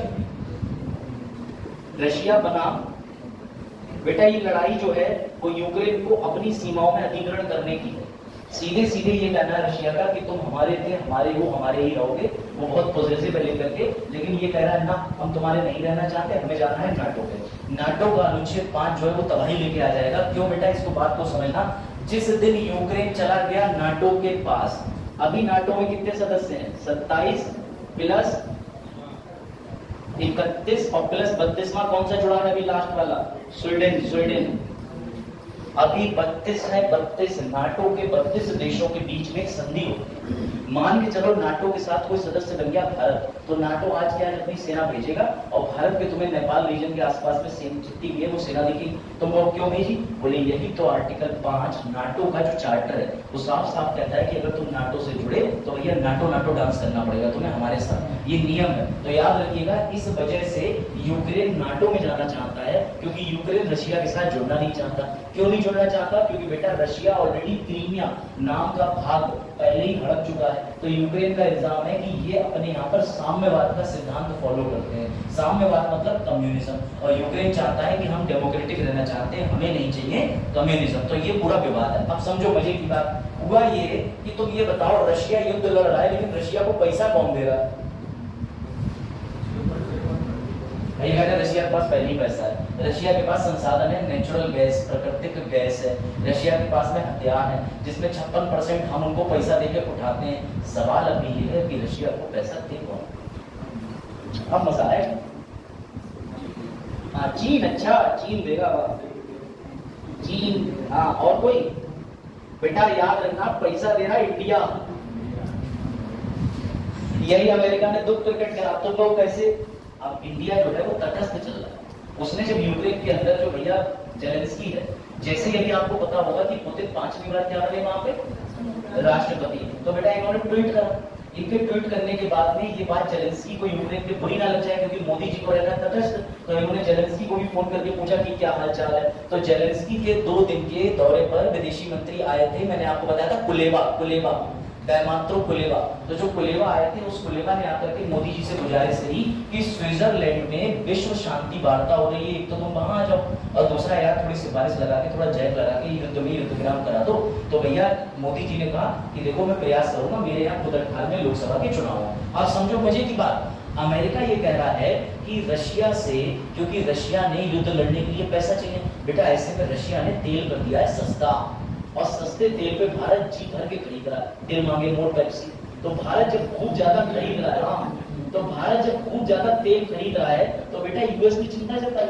और इतना ही नहीं, भारत ने तेल खरीदते खरीदते एडवांस ऑर्डर भी दे दिया, बोले 2027 तक का तेल अभी चाहिए हमें। तो अमेरिका ने इस बात पे हामी भरी है। अमेरिका ये कह रहा है भैया ये क्या कर रहा है, अगर तुम इस तरीके से रशिया की फंडिंग करोगे तो रशिया के पास कभी पैसे ही कम नहीं होंगे। अब इंडिया ने जब इस बयान की जांच करी कि क्या बोला तुमने, तो भैया अमेरिका का बयान देखो क्या निकल के आया। सुनो मजे की बात, पहले पूरा प्रकरण समझ लेना। अब देखिए अमेरिका इंडिया के प्रेशर पे आके क्या कह रहा है, सुनो तुम खुद ही देखो, पढ़ो पढ़ो पढ़ो। Have not asked Indian, हमने इंडिया के किसी से नहीं बोला कि तुम तेल मत लो, हम बस ये कहना चाह रहे हैं कि तुम रसिया का जो तेल है वो उनका एक लिमिट से लो, एक लिमिट से। अब इंडिया वाले कह रहे हैं सुधर होना दे ही ले रहे, वरना रसिया में 100 में से 86 तो पुरुष है और 100 महिलाएं हैं। तो बेटा इनको ये मुंहतोड़ जवाब मिला। समझिए बात को कि इंडिया के लिए जो है, सुनिए ध्यान से, तो बेटा इंडिया जो है उसने जीतोड़ जवाब मांगा। चलो वापस आ जाओ। तो रशिया के साथ सुनिए, इसके लिए एक संधि क्या होती है कि कोई भी तेल बेचने वाली कंपनियां या तेल बेचने वाले देश जो हैं वो जरूरत से ज्यादा अगर तेल के दाम कम कर देंगे तो दूसरे देश फायदा उठा लेंगे। बेटा इसीलिए अमेरिका ने एक पॉलिसी बनाई है जिसे कहते हैं price cap, oil price cap. क्या नाम है? Oil price cap. बेटा ये जो ऑयल प्राइस कैप होता है, ये ऑयल प्राइस कैप, इसी के तहत भारत के पास में $60 बैरल तेल खरीदा जाता है। अब तुम कहोगे सर ये बैरल क्या होता है, तो एक बैरल ल्यूसेंट बुक के हिसाब से 159 लीटर होता है, लेकिन एक बैरल घटना चक्र के हिसाब से 159.25 लीटर होता है। एक अगर बैरल की बात करो तो गूगल के हिसाब से 160 लीटर तेल होता है। तो जो बड़ा सा टैंक है जिसमें 160 लीटर तेल आ जाए, उसकी कीमत जो है वो $60 दी जाती है। इंडिया डॉलर में पेमेंट करता है और उठा लाता है तेल। बात आई समझ में? अब तुम्हारे दिमाग में एक चीज आएगी, रशिया तेल बेच रहा, इंडिया तेल खरीद रहा, तो मामा को बुरा क्यों लग रहा? मामा मतलब यूएस है। तो बेटा समझो, मामा को इसलिए बुरा लग रहा है कि जब जो तेल होता है वो इंडिया वेस्टर्न कंट्रीज को बेचता है, वो भी तो तेल खरीदते हैं, डायरेक्टली नहीं तो इंडिया के, क्योंकि इंडिया उस तेल को प्रोसेस करता है। दूसरी बात, जितनी भी बड़ी ऑयल रिफाइनरी होती है उन सबके बीमे जो बड़ी बड़ी कंपनियां करती हैं वो अमेरिका ही करता है। तो ऐसे में बड़ी बड़ी कंपनियां जो बीमा वगैरह ये सब करती हैं, तो अमेरिका ने कहा कि हमें नियम बनाने का अधिकार है, इसलिए हम ऑयल प्राइस कैपिंग का फॉर्मूला तय कर चुके हैं कि भैया $60 बैरल से ज्यादा का मत खरीदना, इतना बस हमारे ऊपर कृपा बनाए रखना। तो समझ गए ये? हाँ समझ जाओ, आप बात समझ गए, ये ध्यान रखना, सब कुछ लिख दिया मैंने। तो बेटा ये पलट गई अपने बयान से। और याद रखिएगा G7 देशों की अगर बात करें तो ये जो ऑयल प्राइस कैप है इसके लिए G7 ने भी बयान दिया है। G7 का मतलब वो सारे देश जो 40% को पूरे विश्व की जीडीपी रखते हैं, 1/10 आबादी रखते हैं, और ये इतने स्ट्रॉन्ग है कि इनके पास मुल्क का सबसे ज्यादा पैसा है। सीधी बात समझो, मुल्क का भी नहीं विश्व का। बेटा ये जो G7 नेशन है उनका नाम याद रखना, कनाडा, फ्रांस, जर्मनी, इटली, और उसके बाद कौन है? यूके और यूएस। ठीक है, तो बेटा ये जो G7 है, पहले G6 था, बीच में G8 हुआ, फिर से G7 हो गया, क्योंकि रशिया चला गया था, इसमें रशिया भी था 2014 में, रशिया को भगा दिया, तो वापस से जो G8 है वो क्या बन गया था? G7। तो G7 ने भी ये बात कही है कि ऐसा मत करो। अब आ जाओ, कितने लोग सहमत हैं कि जब तुम वोट डालने जाते हो तो वोट डालने वाली मशीन में जब तुम टें की आवाज आती है तो उसके बाद एक पर्ची गिरती है खड्ड से, वो पर्ची 4 सेकंड के लिए तुम्हें दिखती है। उस 4 सेकंड की पर्ची में तुम्हें अपना चुनाव चिन्ह दिख जाता है। नाम नहीं लूंगा कि प्रतिबंधित चुनाव चिन्ह के नाम लेना, वकीलों के एमसीसी फंसा तो क्या ही वकील रहा, समझो। तो बेटा तुम्हें अलग से अन्य तरीके के प्राकृतिक फ्लावर दिख सकते हैं, अन्य तरीके के हाथ के निशान दिख सकते हैं, अन्य तरीके के कपड़े के निशान दिख सकते हैं। ठीक है, तो बेटा जब तुम्हें संसाधन भी दिख सकते हैं, ट्रैक्टर ट्राली भी दिख सकता है। तो अब तुम ये बताओ कितने लोग इस बात से सहमत हैं कि नहीं सर, हमें पूरा विश्वास है कि जब हम उस खड़ंजे पे बटन दबाते हैं टूम से, तो बेटा जो पर्ची गिरती है वो पर्ची वही होती है जिस चुनाव चिन्ह को हमने वोट दिया। सहमत है? आज तक पूरे भारत में ऐसा कोई मामला नहीं आया जहां पर्ची की वोटिंग यानी गणना करी जाए और मशीन के वोट गिने जाए डिजिटल, तो दोनों में कोई मतभेद हो। 10-15 वोटों का सिर्फ एक ही बार आया, वो भी तब जब ट्रेनिंग दी जाती है। ये जो भी नौकरी लगी थी, इस नौकरी की ट्रेनिंग में उन्हें डेमो वोट कराए जाते हैं कि भैया मशीन दबाओ, तो कुछ लोग उस मशीन के 15 वोट डिलीट करना भूल जाते हैं। लेकिन याद रखना, ये जो टेम्पररी वोट होते हैं, डेमो वोट, ये मेन वोट में नहीं जुड़ते, ये मशीन का डेटा अलग चला जाता है। वो दिखाती है कि 15 ट्रेनिंग के दौरान ये वोट डाले गए, मेन वोट ये वाले थे। अब सुनो क्या हुआ, सुप्रीम कोर्ट में मामला पहुंच गया। सुप्रीम कोर्ट में मामला पहुंचने के बाद सुप्रीम कोर्ट ने भी ये निर्णय दिया है कि अब गणना करी जाएगी, वीवीपैट की गणना करो। क्या मुसीबत है, एक एक पर्ची का मिलान करो। तो बेटा इसमें सबसे पहली बात तो सुप्रीम कोर्ट को दो चीजें समझनी चाहिए। हम मशीन पे क्यों आए? ताकि कागज बच जाए, टाइम बच जाए, कैलकुलेशन जल्दी हो जाए, कैलकुलेशन सटीक हो जाए। तुम हर एक जगह का, हर एक निर्वाचन क्षेत्र की पर्ची गिनने के लिए बोल रहे हो, जो कि अपने आप में बहुत टाइम टेकिंग है। और अभी तक किसी भी प्रकार से मामला ईवीएम का ऊपर आरोप भले लगे, लेकिन ईवीएम का कहीं भी आरोप सिद्ध नहीं हुआ, आज तक सिद्ध नहीं हुआ। तो बेटा सुप्रीम कोर्ट में इस मामले पर अभी डायरेक्शन तो आ गया है, सुप्रीम कोर्ट फेवर में लग रहा है, लेकिन फाइनल फैसला पेंडिंग है। अब देखते हैं क्या होता है। एग्जैक्टली मैंने भी यही बात बोली, आप जो बात कह रहे हैं उस बात पे ध्यान देना। अब एक चीज और समझ लीजिएगा, हाँ, सबसे पहले वीवीपैट के जरिए 2019 के पूरे भारत में निर्वाचन क्षेत्र में चुनाव हुए थे। पूरे भारत के अंदर 543 सीटों पर सबसे पहले हुए थे नागालैंड, ये ध्यान रखना, 2013 में। मैं ईवीएम मशीन की बात नहीं कर रहा, मैं वीवीपैट की बात कर रहा हूँ कि जो मशीन से दबाने की पर्ची दी थी वो सबसे पहले 2013 में नागालैंड में दी थी। और अगर बात करें कि ईवीएम मशीन दबाई, तो भैया ये 1986 के आसपास में पहली बार केरला के पुदुर क्या कहते हैं ईस्ट के इलाके में प्रयोग हुई थी। इसके ओरिजिनेटर हैं एच.बी. हनीफा। चलो भाई अब आ जाओ। अभी तुम लोगों ने ये देखा था ट्रक ड्राइवरों ने हड़ताल कर दी थी, क्यों कर दी थी कोई बताएगा? हाँ, 10 लाख के अलग देने पड़े। बिटिया की शादी हो रही है कि ट्रक ड्राइवर का धरना होगा, सही से बताइए। हाँ, एक जना कोई कायदे से बताओ, अगर तुम्हें अखबार पढ़ते हो नियम बताओ। बेटा इंटरव्यू अगर तुम्हारा होता भी 2-4 दिन में ना तो उधेड़ के रख देते, कहते तुम्हें नहीं पता सब स्ट्राइक में चलेगा। हिट एंड रन की पॉलिसी आई थी, गुड दिख रहा होगा। हाँ, और मैंने बताया था इसी बात का तो दुख है, नहीं बताया होता तो दुख नहीं होता। चलो भैया देखो, अब जरा ध्यान देना। हुआ ये कि तुम सबको पता होना चाहिए, सरकार ने पुराने 3 काले कानून खत्म कर दिए, जिसमें से ये कानून था, पहले ये कानून था, पहले अभी भी चल रहा है।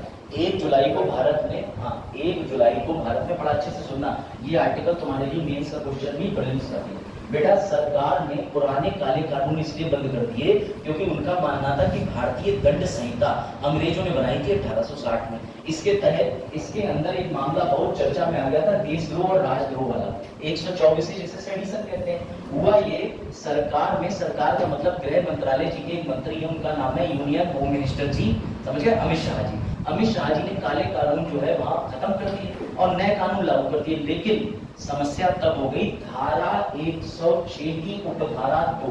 धारा याद रखना, धारा 106, कौन सी धारा बेटा?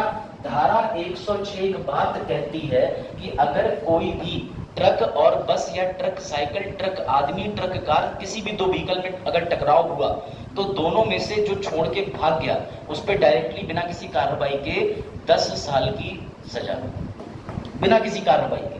मतलब तुम भागे कैसे? आप सुनिए ध्यान से।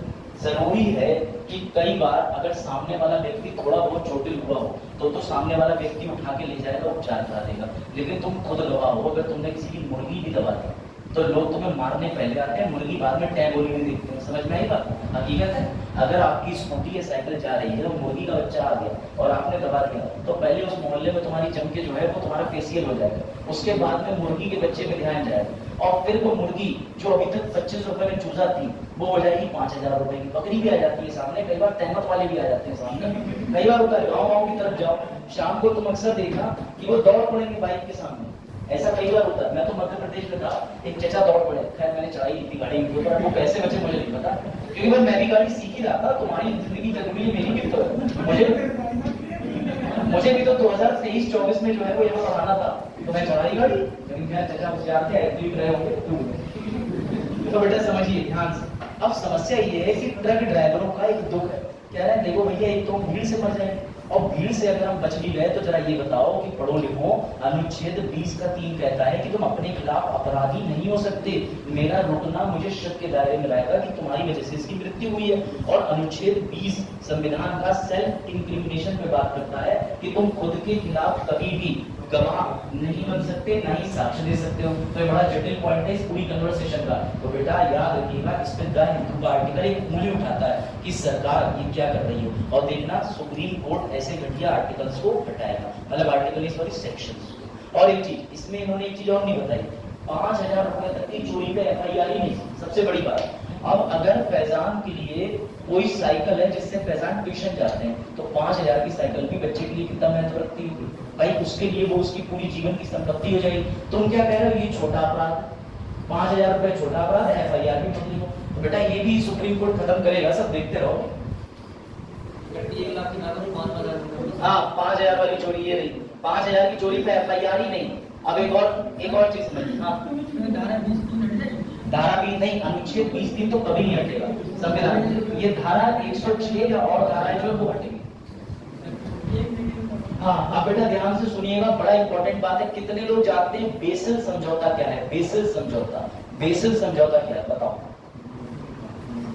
बेसिल समझौता क्या है? बेसिल नॉर्म्स, बेसिल समझौता क्या है बेटा? बैंकें जो है, बैंकें वो दूसरों को ऋण प्रदान करती है। ऋण का मतलब समझते हो? लोन।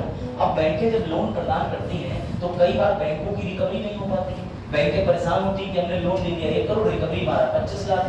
तो बैंकें बेटा इस समस्या को कैसे निपटती हैं? तो बैंकों ने क्या कहा कि कस्टमर का बैकग्राउंड चेक करती है। पहला होता है सिविल रैंकिंग। सिविल रैंकिंग समझते हो कि आपने पूर्व में कोई बैंक में लोन लिया है तो आपने वो लोन जमा कर दिया था कि पी गए थे? सीधी सीधी बात समझो, समझिए। बैंकें क्या चेक करती है? इसको समझ लो इकोनॉमिक्स का टर्म है, तो तुम्हें ज्यादा अच्छे से समझाना मेरी ड्यूटी है, क्योंकि तुम्हें ज्यादा अच्छे से आता है। बेटा ये समझिएगा, बेसिल समझौता, ये कहां होता है? तो ये होता है स्विट्जरलैंड। बेटा इसके तहत याद रखिएगा इंडिया भी आती है। 3 समझौते हो चुके हैं, BS1, BS2 और फाइनली BS3, अभी ये वाला चल रहा है। इस समझौते में ये बताया गया कि डियर बैंकों, अगर तुम किसी व्यक्ति को ऋण देते हो या किसी संस्था को ऋण देते हो तो उसका बैकग्राउंड चेक करो। ये चेक करो कितने प्रतिशत चांस है कि पैसा रिकवर होगा, कितने प्रतिशत चांसेस है नहीं होगा। तो बेटा समझिएगा इस समझौते के तहत अभी भारत जो है, भारत वो इसमें काफी पीछे चल रहा है। वो BS3 कन्वेंशन समझौते की सारी चीजें भी एग्री नहीं कर पाया। लेकिन बात ये मुद्दा यहाँ पे सामने आया क्यों? बेटा ये सामने आया इसकी वजह से, जिसका नाम होता है रेपो रेट। किसी को पता है रेपो रेट क्या होता है?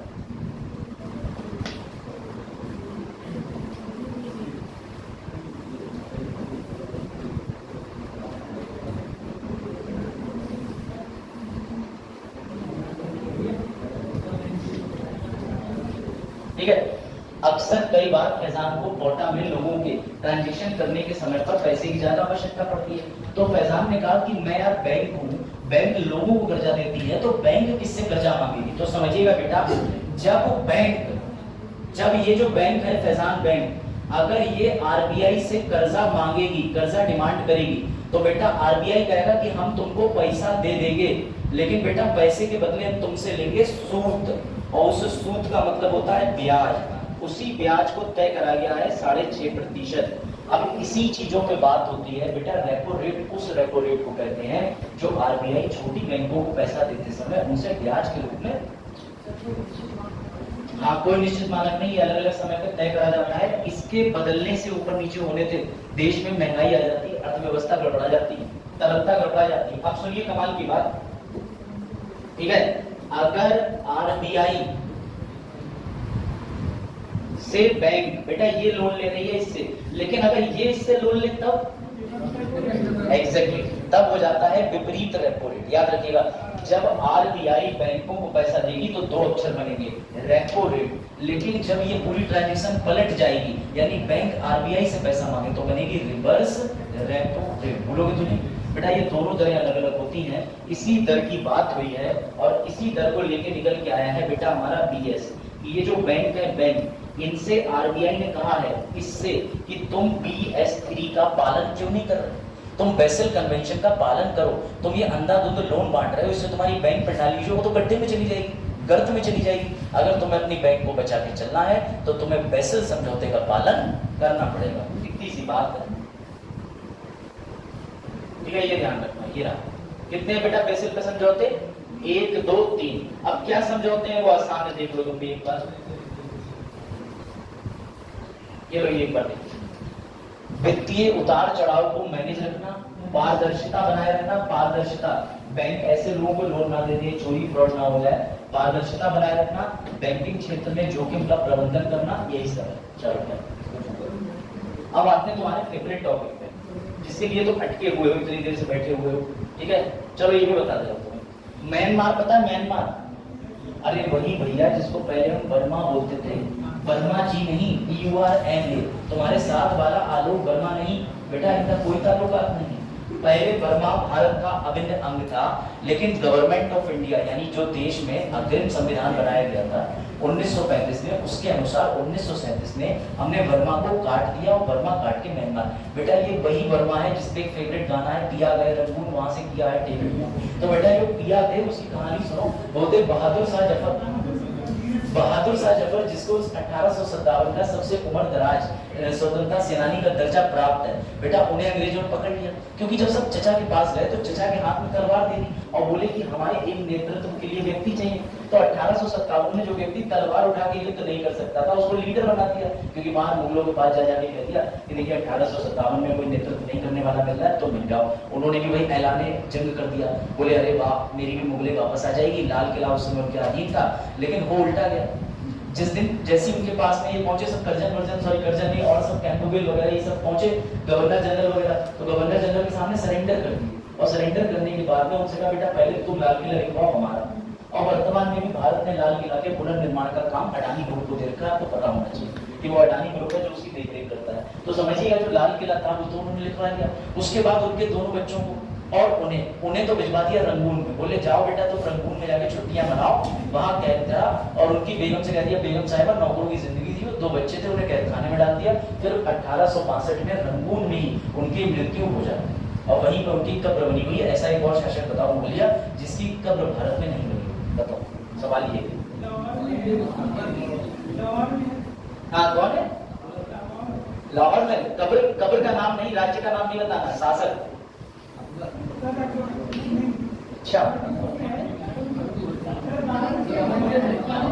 हाँ भाई बेटा, इसीलिए कह रहा हूँ वन लाइनर बहुत तरह कमांडे पढ़ते हो, यूपी ट्रिपल एस चल गया ना अपने जमाना चला तो नहीं है। चलो तो देखिए बेटा, ये पुराना नक्शा है, पुराना।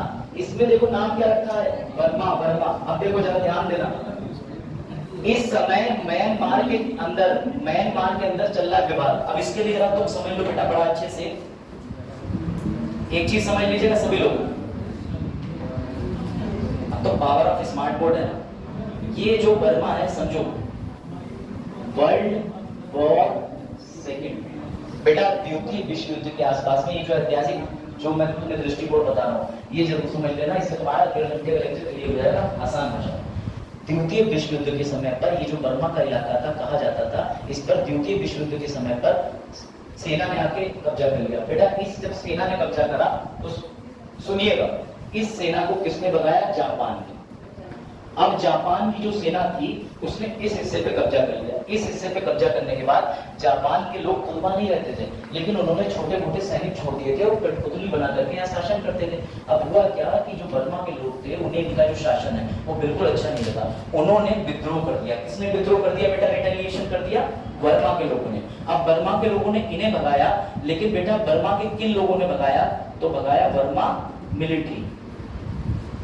बात आई समझ? फिर से समझिएगा, द्वितीय विश्व युद्ध की बात थी, उन लोगों ने बर्मा पे कब्जा करा, उनसे आजाद करवाया जापान ने कब्जा करा, जापान का कब्जा चला गया, उससे आजाद किसने करवाया? बर्मा की खुद की मिलिट्री ने। अब सुनो विवाद सर, तो फिर प्रॉब्लम क्या है बेटा? प्रॉब्लम यही है, अब ये लोकतांत्रिक सरकार कभी बर्मा में आने ही नहीं देते। बर्मा मतलब म्यांमार, कभी नहीं आने देते बेटा। यहाँ पर जो ये मिलिट्री थी, मिलिट्री इससे जापान से जो फ्रीडम स्ट्रगल लड़ा था वो लड़ा था आंग सांग ने। आंग सांग सूकी जो है इस समय उन्हीं की बेटी है। समझिएगा कि म्यांमार के अंदर एक लीडर थे, म्यांमार के अंदर बेटा जो लीडर थे उनका नाम क्या था?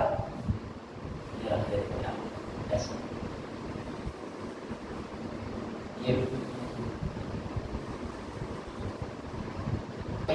सत्ता में परिवर्तन, इसको देखते चलो, ठीक है। देखो बेटा आंग सांग जो व्यक्ति थे इन्होंने जापानियों को भगाया क्योंकि जापानियों ने कब्जा कर रखा था। अब हुआ ये कि जब इन्होंने जापान के लोगों को भगा दिया तो बेटा मिलिट्री वालों ने कब्जा कर लिया। अब हुआ ये कि मिलिट्री वाले भी वही काम करने लगे जो जापान के लोग करते थे, वहां के लोगों के साथ हिंसा करने लगे। तो बेटा इन्हीं की बेटी आंग सांग की बेटी जो कि पतली दुबली रही होगी इसलिए उनका नाम है आंग सांग सूकी, ऐसे याद कर लेना, रिस्पेक्ट है। तो बेटा ये जो आंग सांग सूकी थी ये बड़ा ही पॉपुलर लीडर है। इन्होंने वहां चुनाव लड़े, चुनाव लड़ने के बाद में बेटा ये जो है वहां पे लोकतंत्र लिया, लोकतंत्र मतलब डेमोक्रेसी लेके आए। अब समझिएगा डेमोक्रेसी लाने के बाद में हुआ क्या कि 2022 में फिर से इसी मिलिट्री ने, बर्मा की मिलिट्री ने तख्ता पलट कर दिया। तख्ता पलट करने के बाद इस समय वही विरोध हो रहा है कि जो लोग डेमोक्रेसी लाना चाहते हैं, ऐसे 33 लोगों ने अपना एक विरोध का प्रदर्शन बनाया। अब हुआ क्या कि म्यांमार के अंदर 2-3 इलाकों पे ड्रोन से अटैक करे गए। तो ऐसे में ये जो दल है 33 लोगों का, ये सामने आकर कहता है कि हमें लोकतंत्र चाहिए, हमने ड्रोन अटैक कराया, हमने। तो बेटा ये जो ड्रोन अटैक कराया है इसका नाम याद रखिएगा, इसका नाम है NLD, national league for democracy. ये पार्टी, इस पार्टी ने बेटा वहां पर ड्रोन अटैक कराया और ये पार्टी जिम्मेदारी ले रही है कि हमने जिम्मेदारी ली। तो समझिएगा इस समय म्यांमार के हाल क्या है। म्यांमार के अंदर लोकतंत्र व्यवस्था नहीं चल रही है, वहां पर पाकिस्तान जैसे हालात है। मिलिट्री कौन लीडर बनेगी जिस दिन भी डेमोक्रेसी वापस आ गई? भैया आंग सांग सूकी। याद रखिएगा म्यांमार कैसा देश है? बौद्धिक सभ्यता को मानने वाला। इसे कहा जाता है country of golden pagoda. Pagoda जानते हो क्या होता है?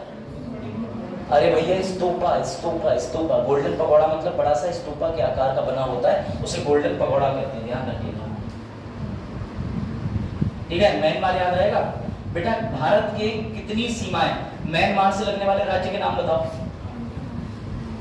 ये राज्य देख लो ध्यान से, और ये ध्यान रखना, एक ही जगह अटकोगे, वो अटकोगे तुम त्रिपुरा के पास, तुम्हें लगेगा कि ये त्रिपुरा मिजोरम यहाँ तक आया हुआ है, तो चिंता मत करना, म्यांमार की बाउंड्री मार गई ये है। इधर से ऐसे करके लाओगे तो ये वाला सीन, अरुणाचल, नागालैंड, मणिपुर, मिजोरम, सिर्फ म्यांमार से लगने वाले भारत के 4 राज्य हैं, याद रखना।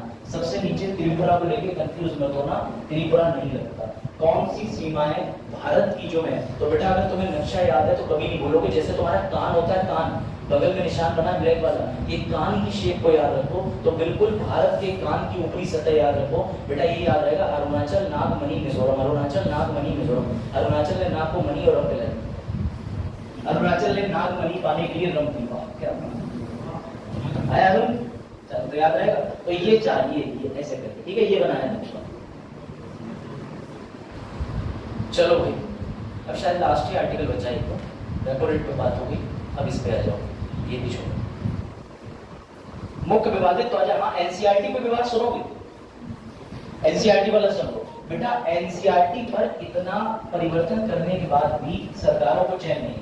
सरकारों का अब कहना है, खासकर दक्षिण का, कि दक्षिण के लोगों ने वामपंथी विचारधारा किताबों में लागू कर दी। कैसे?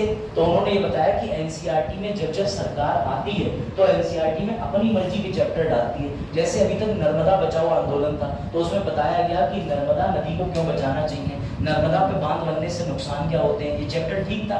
अब ये जो सरकार है इसने फिर से सुर्खियों में आ गई, क्यों?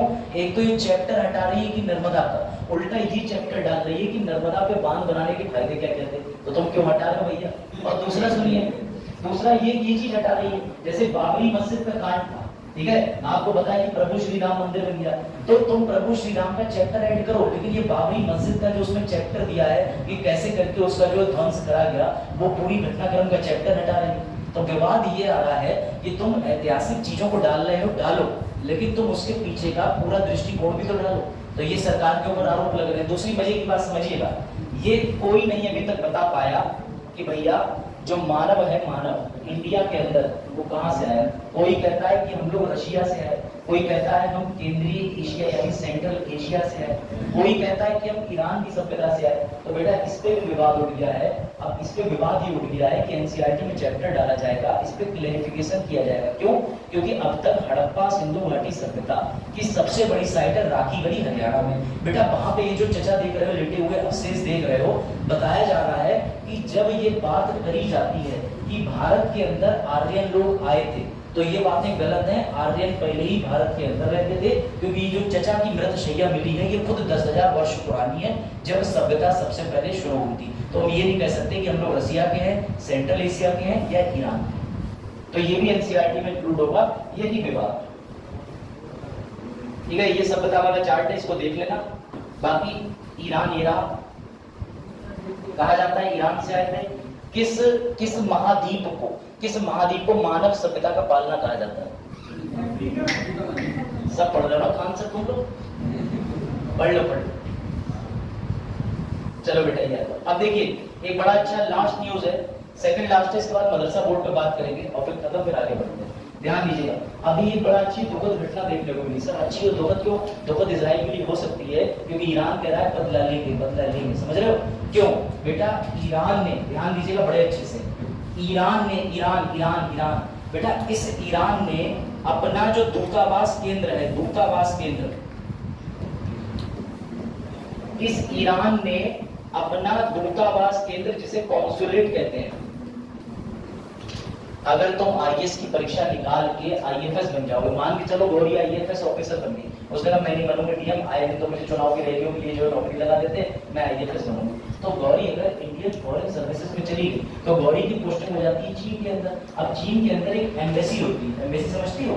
एम्बेसी का मतलब जहां पर ये जाके अपनी नौकरी देंगी, भाई चीन में बैठेंगे, सड़क पर थोड़ी बैठेंगे, तो ये ऑफिस होगा इनके लिए। तो चीन में जो भारत का सरकारी कार्यालय होता है उसे एम्बेसी कहते हैं। ऐसी बेटा ईरान ने बना रखा है, ईरान ने अपना सरकारी दूतावास के लिए ऑफिस का बना रखा था सीरिया की राजधानी डेमेस्कस में। बेटा इस इजराइल ने क्या काम करा कि इजराइल ने हवाई हमले के जरिए ये सीरिया पे बम गिराया, और सीरिया पे बम गिराने के साथ में इन्हीं का जो दूतावास केंद्र का, जो कि बोला जाता है कि क्वाड फोर्सेस का सरगना भी था, सरगना तो कहना गलत है, जो फोर्सेस का एक जनरल था, उसको यहाँ दूतावास केंद्र के अंदर उड़ा दिया। और उसे उड़ाने के पीछे खुशी जता रहा है, हम उड़ाए कि बता भी नहीं, इस बात की पुष्टि भी करती है। तो बेटा अब ये घटना जो है उसने ईरान को अंदर से झकझोर दिया है। ईरान साफ साफ कह रहा है कि तुमने अगर हमारे कॉन्सुलेट को उड़ाया है तो भैया हम अब तुम्हारे कॉन्सुलेट ना सही तुम्हारा इजराइल तो उड़ाते ही रहेंगे। तो अब देखते हैं क्या होगा, बड़ा मजा आता है। लेकिन मजे की बात सुनिए, अमेरिका ने क्या कहा? अमेरिका ने कहा छोटी मोटी बातें, मतलब जो भी है ऐसा अमेरिका का मानचित्र रहा होगा। अमेरिका ने कहा कोई बात नहीं, युद्ध पे विराम देना चाहिए। तो ईरान ने कह दिया नाक पर मुझे बीच में दूर रहो। हाँ लिटरली यही बोला है। ईरान ने साफ कह दिया है हमने अपना मामला खोया है, तुम अपना मुंह बंद रखो। ये देखो बेटा, जो मरा है उनका नाम भी समझ लीजिए। जो मरे हैं वो कुछ यानी क्वाड्स फोर्सेस के थे। मोहम्मद रिजा ज़हीदी, मोहम्मद रईसा ज़ेदी साहब जो थे बेटा, ये कॉन्सुलेट के अंदर बैठे हुए मीटिंग कर रहे थे और जब बम गिरा तो बम किसी को नहीं देखता। उसने इनसे कहा हाल मिलो सजना, हो गया काम। समझ गए? तो बेटा ये याद रखिएगा। अब देखिए ये कहाँ गई इंपॉर्टेंट न्यूज। हाँ काउंसलेट पर ये पढ़िए, इसको पढ़ो, बड़ा मजेदार आर्टिकल है, पढ़ो। ईरान वॉर, ईरान ने धमकी दी किसको? US, United state America.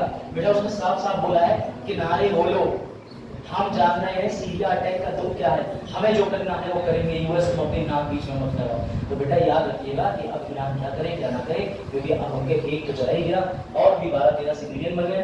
साथ ही सीरिया के अंदर अस्पताल वगैरह बहुत बड़ा अल शिफा हॉस्पिटल भी बर्बाद हो गया, सभी को पता है, और काफी लोग मर गए। ठीक है, यूपीआई से ट्रांजेक्शन इतनी ज्यादा बढ़ गई है, खासकर अपराध भी बढ़ गए हैं कि बेटा अब सरकार यूपीआई एटीएम ला रही है। तुम कहोगे यूपीआई एटीएम क्या है? अब तक जब तुम एटीएम पे जाते थे तो तुम एटीएम कार्ड लगाने के बाद में,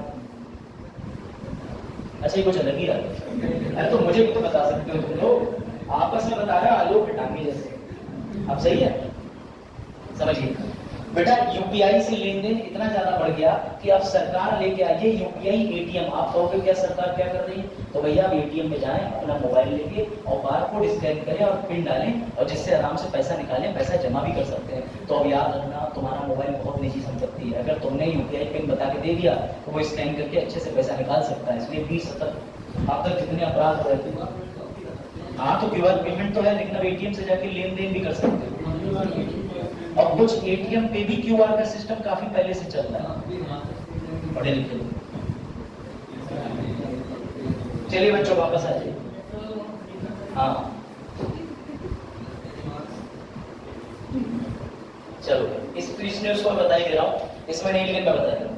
उत्तर प्रदेश मदरसा एवं उच्च शिक्षा अधिनियम 2004 को इलाहाबाद हाई कोर्ट ने ये कहते गलत ठहराया था कि ये पंथ निरपेक्षता को लागू नहीं रखता। ये प्रथम दृष्टया ज्ञात होता है कि ये गलत है, और ये अनुच्छेद 21 के 1, जैसे हिंदी में अगर पढ़ेंगे तो क्या बोलेंगे, जो 21 का है वो ये कहता है कि बेसिक शिक्षा अधिकार 6 से 14 वर्ष तक के बच्चों के लिए अनिवार्य है। तो बेटा मदरसा बोर्ड पे ये उंगली उठाई कि अगर ये सरकार इसको अनुदान देता है तो ये सरकार के हस्तक्षेप के दायरे में आ गया, और सरकारी स्थानों पर किसी भी प्रकार से धार्मिक शिक्षा नहीं दी जा सकती। अब सुनिए सुप्रीम कोर्ट का स्टैंड क्या है, इस पर मजा आ जाएगा। अगर किसी को याद हो तो मैंने बच्चों से बोला था कि सुप्रीम कोर्ट पलट भी सकता है, यही कहा बेटा। सुप्रीम कोर्ट ने कहा कि कमी कहां पाई गई, तो बोले उत्तर प्रदेश मदरसा अधिनियम 2004। बोले कमी किसमें पाई गई?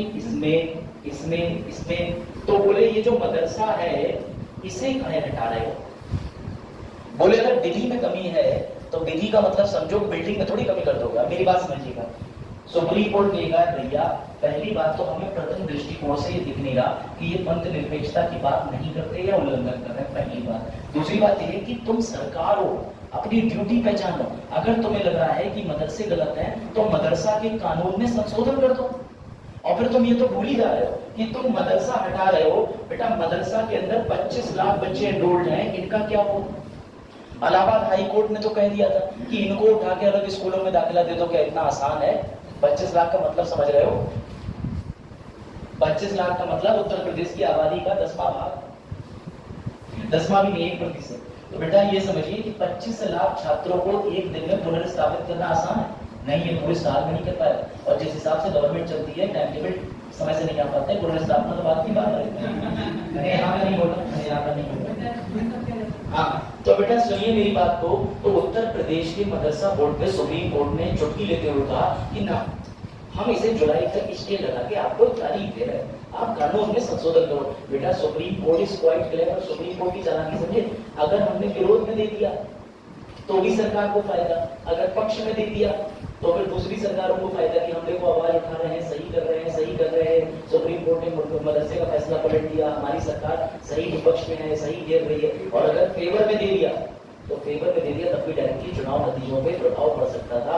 इसलिए सुप्रीम कोर्ट को कौन से आचार संहिता का पालन करना था, लेकिन सुप्रीम कोर्ट तारीख कब ले लेगी, जुलाई में, और जुलाई में दो चीजें निकल सकती, सरकार पूरे बहुमत से आई तो सुप्रीम कोर्ट अपने मामले को ले लेगा, और अगर कोई भी अनहोनी हुई, आसपास धर्म निरपेक्षता का माहौल हुआ, सब अच्छा हुआ, तो सुप्रीम कोर्ट ने कहा चलने दो, नियम में संशोधन करो, अगली तारीख है। समझिएगा बात, मैं ये नहीं कह रहा किसी भी रूप से कि सुप्रीम कोर्ट अपना काम नहीं करता या गलत है, लेकिन मैं तुम्हें आईना दिखा रहा हूँ बच्चों, हाँ, और आईना देखते रहो, ठीक है।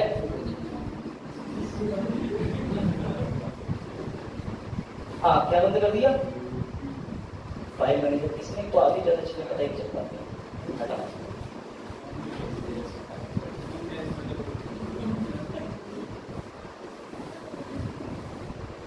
अरे क्या सोने के चक्कर में तो क्या सो मत जाना, अभी दिसंबर के बच्चे भैया आप। हाँ देखो जो जैसा है वो वैसा ही समझता है नहीं यार। चलो दिसंबर वाले सारे मासिक करंट अफेयर जो है महीने के, ये सारे करा दिए। कहां तक थे लास्ट बताओ, हम किस पे थे, देखिए तुम्हारी मेमोरी कितनी तेज है।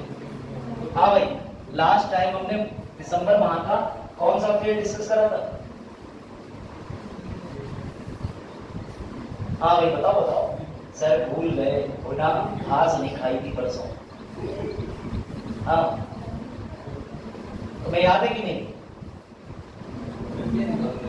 अरे दिसंबर माह का कौन सा कर लिया था मैं बताऊं, चलो मुझे याद है, ये कहा था आपने बेटा, कौशाम्बी बना था उत्तर प्रदेश का, दूसरा भूल गए, ये बताया था तो तिकोनिया जिला बना था, तिकोनिया जो जिला है वो कहाँ का, तेलंगाना का, उसने जीता था कौन सा, एडीबी प्रोग्राम के तहत जीता था, ठीक है ना, ADP sorry, achievers of development. अब चलिए दिसंबर के करंट अफेयर खत्म करते हैं और आगे बढ़ते हैं। चलो भाई इसका उत्तर दो मजेदार ढंग से।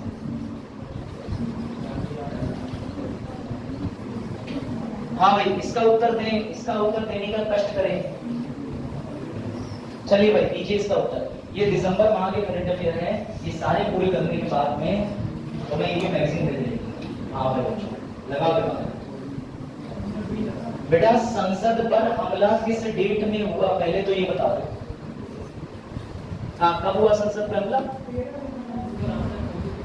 नहीं रामनाथ कोविंद वाली जो रिपोर्ट है बता दे रहा हूं।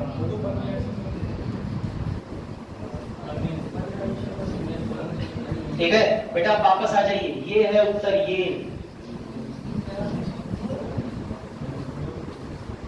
13 दिसंबर 2023 को अटैक हुआ, पहला अटैक हुआ था 13 दिसंबर 2001 को। बेटा संसद में जो हमला हुआ था वो ठीक 2021 की जयंती के रूप में नालायक लोगों ने 13 दिसंबर को कर दिया। और आपको पता ही है कि कहां पर रख के लाए थे जो भैया इन्होंने, यहाँ के गैस चैम्बर वाले जो पंप थे वो जूते के अंदर, तो जूते के अंदर लाए थे, प्रयास कर रहे थे। इसमें एक एमएलए का भी नाम आया था जिसके संपर्क सूत्र के माध्यम से इन्हें एंट्री मिली थी। तो इस हमले की जांच करने के लिए बेटा अनीस दयाल सिंह की अध्यक्षता में एक समिति बनाई ठीक 14 तारीख को, अटैक के अगले दिन। और बेटा इस समिति को कार्य सौंप दिया गया। इस समिति के बारे में और जानकारी आप ये ले सकते हो, ये रहे हमारे अनीस दयाल सिंह। समिति कब बनी, अटैक के अगले दिन 14 तारीख को। कौन बनाएगा, देश में आंतरिक और बाह्य सुरक्षा की जिम्मेदारी किस विभाग की है, गृह मंत्रालय। कौन सा मंत्रालय, गृह मंत्रालय। तो बेटा बनाई गृह मंत्रालय ने है। अनीस दयाल सिंह कौन है, इंडिया के अंदर फोर्सेस है सीआरपीएफ के डायरेक्टर। बेटा इन डायरेक्टर साहब से बोला गया कि खामियों की जांच करो जाए। ये सब मत भूलना, याद रहेगा, याद रहेगा। सर इसको लिखने का तरीका और बता दो तो लोग लिखना भी सीख लो। अगर तुम्हें नोट्स बनाने में त्रुटि होती है तो यहाँ बैठ के मेरे साथ नोट्स भी बना सकते हो, बना के सकते हो, बनाओ भाई, ठीक है। इसको अगर लिखना हो तो ऐसे लिखिएगा, अनीश दयाल, अंग्रेजी हिंदी दोनों डालते हो, ठीक है। ये कब बनाई गई तो ऐसे 3-4 रेखाएं देखो। संसद, कौन सी संसद? नई वाली। नई वाली संसद का नाम क्या है? Central Vista. बेटा सेंट्रल विस्टा पर हमला हुआ किस तारीख को? 13/12/2023 को। पहला अटैक कब हुआ था? 13/12/2001 को। अनीश दयाल कौन है? CRPF के अध्यक्ष हैं। बेटा इनके अंडर में क्या बनाई है? एक समिति बनाई है ताकि किसकी जांच हो सके? संसद पर हमले की। ऐसे करके फ्लो चार्ट बनाओ, वरना ये याद नहीं होगा। अगर क्लास में बैठे बैठे नहीं लिख रहे हो तो तुम जरूर ही कुछ और कर रहे हो, और जो कर रहे हो वो परीक्षा संबंधी नहीं और तुम्हारे जीवन में आगे चल के तुम्हारे ब्याह संबंधी में नहीं है, तो फिर तुम लोग कुछ भी नहीं कर रहे हो। इस समय कौन? ये तो देखो टेस्ट चेक कर रहा है सब कुछ। अरे मुझे से थोड़ी याद रखोगे। लिखा अनीश दयाल समिति। अनीश दयाल समिति, बेटा इस समिति की जांच रिपोर्ट आने वाली है, इसका भी टाइम होने वाला है। भारत में जम्मू एंड कश्मीर में चुनाव होने की डेट कब स्थापित करी गई है?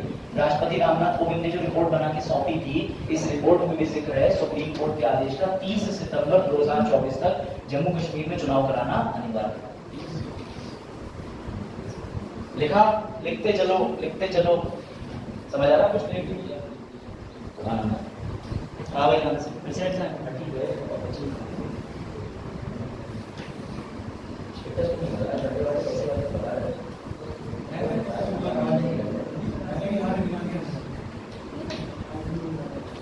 आईपीएल वाले चल रहा है,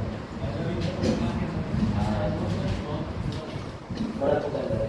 अच्छा मैं स्पोर्ट सट्टा ना लग पाएगा, तो यही जानना चाह रहा था। क्या लगा रहा तुम? बैटिंग कर रहा है? लो CSK। एक तो मैंने ये देखा है, जो भी लड़का थोड़ा बहुत पढ़ने में ठीक ठाक होगा उसे क्रिकेट में इंटरेस्ट जरूर होता है, और जो कतई बेकार होगा उसे तो लूडो तक में इंटरेस्ट होता है।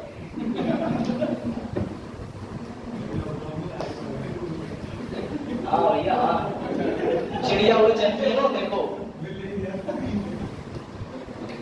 चलो भाई बताओ। अब ये प्रश्न ऐसा है जो तुम्हारे रिश्तेदारों को घूमने की जगह भी बता सकता है। जैसे रिश्तेदार पूछे बताओ कहाँ चले जाएं, तो तुम उन्हें सबसे सुरक्षित शहर का तो पता देना, साथ में सबसे खराब वाला भी दे देना और वही भिजवा देना टिकट।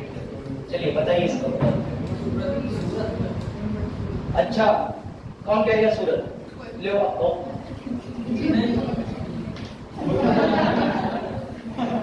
जी हाँ बेटा, इसका उत्तर ये देखो, ये है नेशनल क्राइम, देखो नेशनल क्राइम रिकॉर्ड ब्यूरो, यानी कि राष्ट्रीय आपराधिक जो भी होता है ना, क्राइम जो भी अपराध करते हैं उनका रिकॉर्ड रखता है।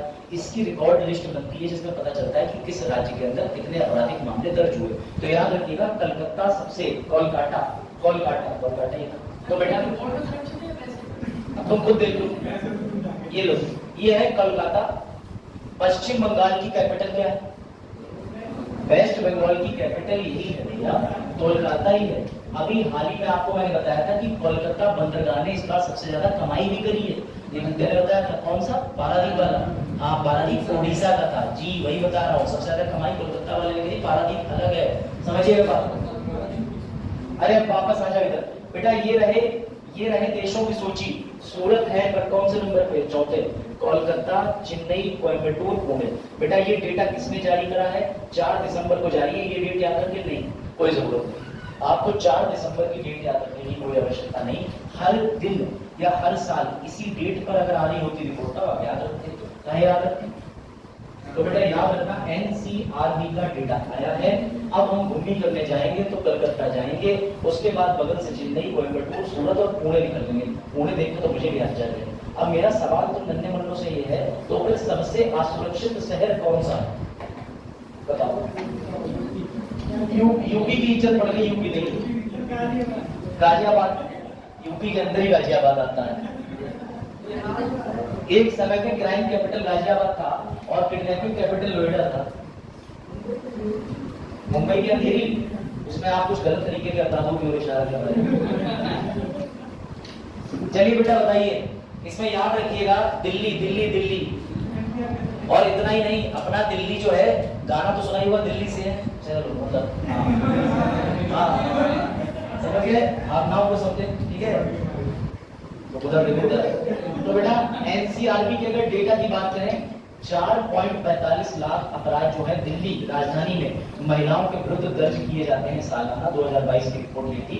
बेटा याद रखिएगा कि Delhi crime capital of India बोला जाता है। दिल्ली के अंदर सबसे ज्यादा अपराध होते हैं। दिल्ली में 2 करोड़ से ऊपर की आबादी अकेले रहती है। दिल्ली 200-230 किलोमीटर वर्गफल में फैला हुआ है। दिल्ली के अंदर सबसे पहले मेट्रो 2002 में चली गई थी। मेट्रो मैन भारत में ई श्रीधरन को कहते हैं। और मेट्रो में ड्राइवर की आवश्यकता होती है क्या? नहीं, मैंने बताया था कि ड्राइवर सहित नहीं, ड्राइवर रहित मेट्रो जो है वो अपने यहाँ सिस्टम है। लेकिन याद रखिएगा कि आप लोग घबराए ना, इस चक्कर में मेट्रो में ड्राइवर को बिठा देते हैं, उन्हें ड्राइवर की कोई जरूरत नहीं है। पूर्ण रूप से ड्राइवर रहित हो चुकी है metro.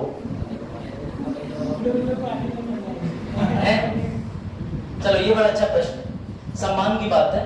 The legend doctor Baba Saheb को, ठीक है, डॉक्टर बाबा साहेब के जितने भी स्टैचू बना लो, लेकिन तुम आज भी इस देश से बेवकूफी नहीं हटा सकते। इतने ज्ञान के प्रकाश रूपी व्यक्ति के कितने भी स्टैचू बना लो, लेकिन आज भी लोग छुआछूत, जात पात ये सब करते ही हैं। और करते क्या है, हम अंग्रेजों के पास जाते हैं, फिर अंग्रेज हमें आईना दिखाते हैं। यहाँ पे ऊंची जात नीची जात के साथ वो करती है, फिर ऊंची जात जब विदेश जाती है तो वो कहते हैं पुअर पीपल। तो बेटा सबसे शेर को सवा शेर मिलता ही होता है।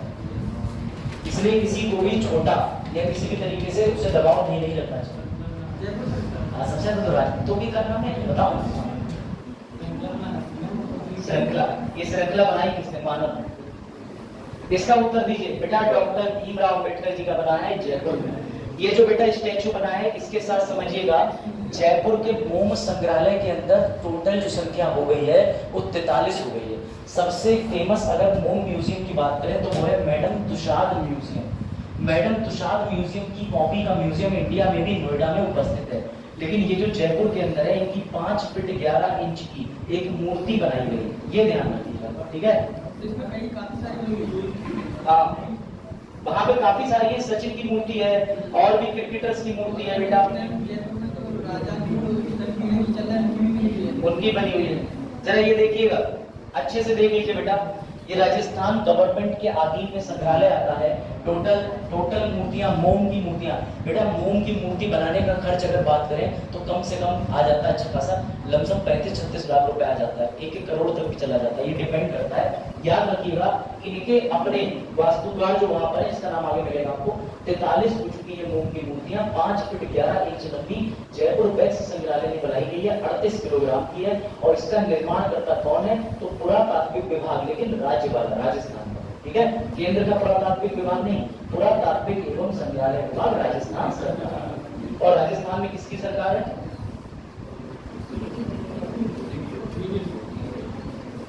नाम मत ले लेना, आचार संहिता चल रही। चलिए और आगे चलते हैं। अब जरा कुछ और देख लीजिए, ठीक है। चलिए भाई, इस पे इसका उत्तर भी दीजिए बच्चों, बड़ा प्यारी चीज है, बहुत बहुत अच्छा प्रश्न। ये प्रश्न मिलेगा। और मैं ये भी बता दूं, इसमें जिस चीज का जिक्र हो रहा है, आप लोगों ने हिस्ट्री में ये घटना पढ़ी ही नहीं होगी। बताइए जरा, समक्का सरक्का केंद्रीय जनजाति कहाँ की है? अगर तुमने जनजाति ज्योग्राफी में पढ़ी है तो तुम्हें पता होगा समक्का सरक्का कहाँ, क्योंकि नहीं भी पढ़ी है तो मैं बता दूं। हाँ, कौन कह रहा है? तेलंगाना। बेटा जो भी बच्चे तेलंगाना उत्तर दे रहे हैं वो बिल्कुल ठीक दे रहे हैं। याद रखिएगा इसका उत्तर ये रहा, इसका उत्तर तेलंगाना है। ये बना क्या रहे हैं? विश्वविद्यालय। बेटा सरक्का और समक्का जो है वो माँ और बेटी, जिन्हें माना जाता है कि देवी का अवतार थी, और देवी का अवतार होने के नाते उन्होंने तेलंगाना में रहने वाले जितनी भी जाति आसपास में रहती थी, जनजाति यानी शेड्यूल्ड ट्राइब, बेटा वो इनकी रक्षा करती थी अलग अलग चीजों से, समझे, घटनाओं से।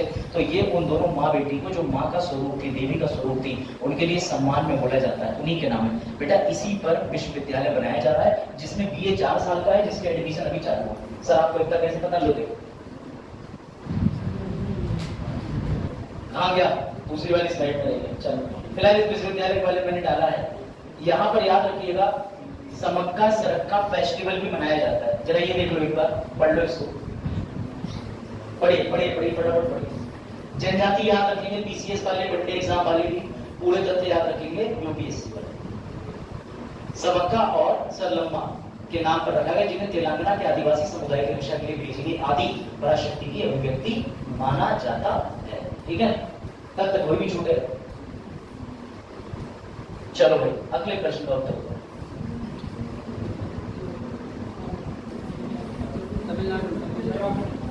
तमिलनाडु, उत्तराखंड, और भी तो पांचवा ऑप्शन है, बिहार का तो बिहार। अच्छा, इसका उत्तर कौन देगा? उत्तराखंड। लांसी क्या लग रहा है? लग नहीं रहा, जब तक पता ही नहीं होगा लगाओगे कहां से। एक तुक्का भी ऐसी जगह मारते हैं जिस तुक्के का कोई तजुर्बा नहीं होता इन लोगों को। उत्तराखंड क्या है इसका उत्तर? अच्छा टाइम हो गया। हाँ सर, निकल रहे बस 2-3 मिनट वही मिले 10 मिनट। हाँ भाई बच्चों, इसका उत्तर दें बेटा, याद रखिएगा उत्तराखंड उत्तराखंड उत्तराखंड उत्तराखंड उत्तराखंड, एक ही दिन तथ्य याद रखो। आप समझिए, सवाल ये है एक ही दिन में कितने जीआई टैग मिले, टोटल कितने जीआई टैग हो गए, सबसे ज्यादा जीआई टैग वाला राज्य कौन सा है। सवाल तो ऐसे बनते हैं ना, मजा तो तभी है जब एक टीचर ये बता के आगे निकल ले तो फायदा क्या। एक ही दिन में 18 मिले, टोटल 27 हो गए। यूपी के अंदर 69 है, ओडिशा में सेकंड हाईएस्ट। ठीक है, एक ही दिन में सर्वाधिक मिलने का रिकॉर्ड हो गया है 18। टोटल कितने बेटा? टोटल 27 है। और यूपी के पास में कितने? 69, जिसमें यूपी में हाल ही को मिला है नगीना लकड़ी। सबसे पहले जीआई टैग किसे मिला था? तो सबसे पहले दार्जिलिंग चाय को मिला 2004 के लिए। भारत में जीआई टैग क्यों मिलता है? 10 साल के लिए मिलता है। क्यों दिया जाता है? विशेष तौर पर दिया जाता है। और उत्तराखंड किसको? हाँ, बदल जाता है, फिर से समझ लीजिएगा। जीआई टैग कितने वर्षों के लिए दिया जाता है बेटा? जीआई टैग सबसे पहले मिला था दार्जिलिंग की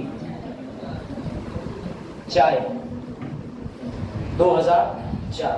भारत में जीआई के लिए, जीआई भौगोलिक जो है पहचान के लिए नियम है 1999 बेटा, याद रखना। और एक चीज, जीआई टैग जो होता है क्या बदल सकता है? हाँ, अगर किसी ने इंफॉर्मेशन नोट नहीं करी, टेंशन की बात बिल्कुल नहीं है बेटा। ये देखो, ये रहा। अब जरा मेरी पूरी जानकारी का एक बार मिलान कर ले। मैंने आपको बताया कि उत्तराखंड में एक ही दिन में कितने मिले? 18, और टोटल कितने हो गए? 27। लेकिन ये सर्वाधिक नहीं है, परंतु उत्तराखंड को एक ही दिन में 18 मिले। सवाल ये सर क्यों? क्योंकि बेटा उत्तराखंड के सीएम कौन है? पुष्कर सिंह धामी। बेटा पुष्कर सिंह धामी ने उत्तराखंड में गजब योजना चला दी, एक राज्य दो उत्पाद योजना। कौन सी योजना? एक राज्य दो। तुम कहोगे सर एक राज्य एक उत्पाद, बेटा वो यूपी में चली, केंद्र में चली। पुष्कर धामी बोला ना, हाँ, 1 डिस्ट्रिक्ट 2 प्रोडक्ट उत्तराखंड में चली। तो भैया पुष्पा राज बोले, पुष्पा समझ के, फ्लावर समझ के जो है क्या कहते हैं, जो भी समझा है पुष्कर धामी। ठीक है, 2 उत्पाद लेके गिरेगा सर, मतलब जो भी है सब जो भी है। तो बेटा समझिएगा, इन्होंने 2 उत्पाद वाली स्कीम चलाई और इनके 2 उत्पाद की जो स्कीम है वो काफी सफल रही। ये ध्यान रखिएगा। उत्तर प्रदेश में 69 है। चलिए बताइए इसे। ये लास्ट क्वेश्चन पे खत्म करेंगे।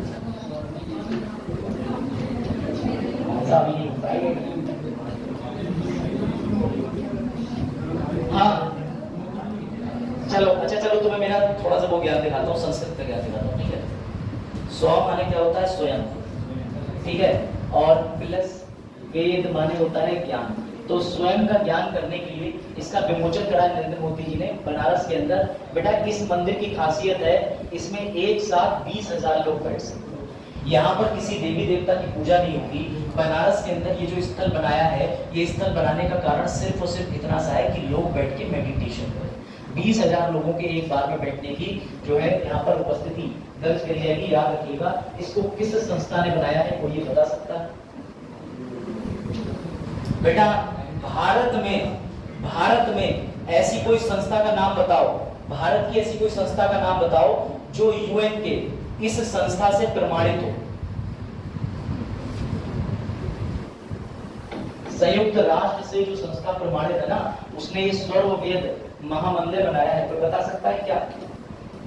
लोग अपने आप को संस्था के बारे में ये रख विहंगम योग संस्थान।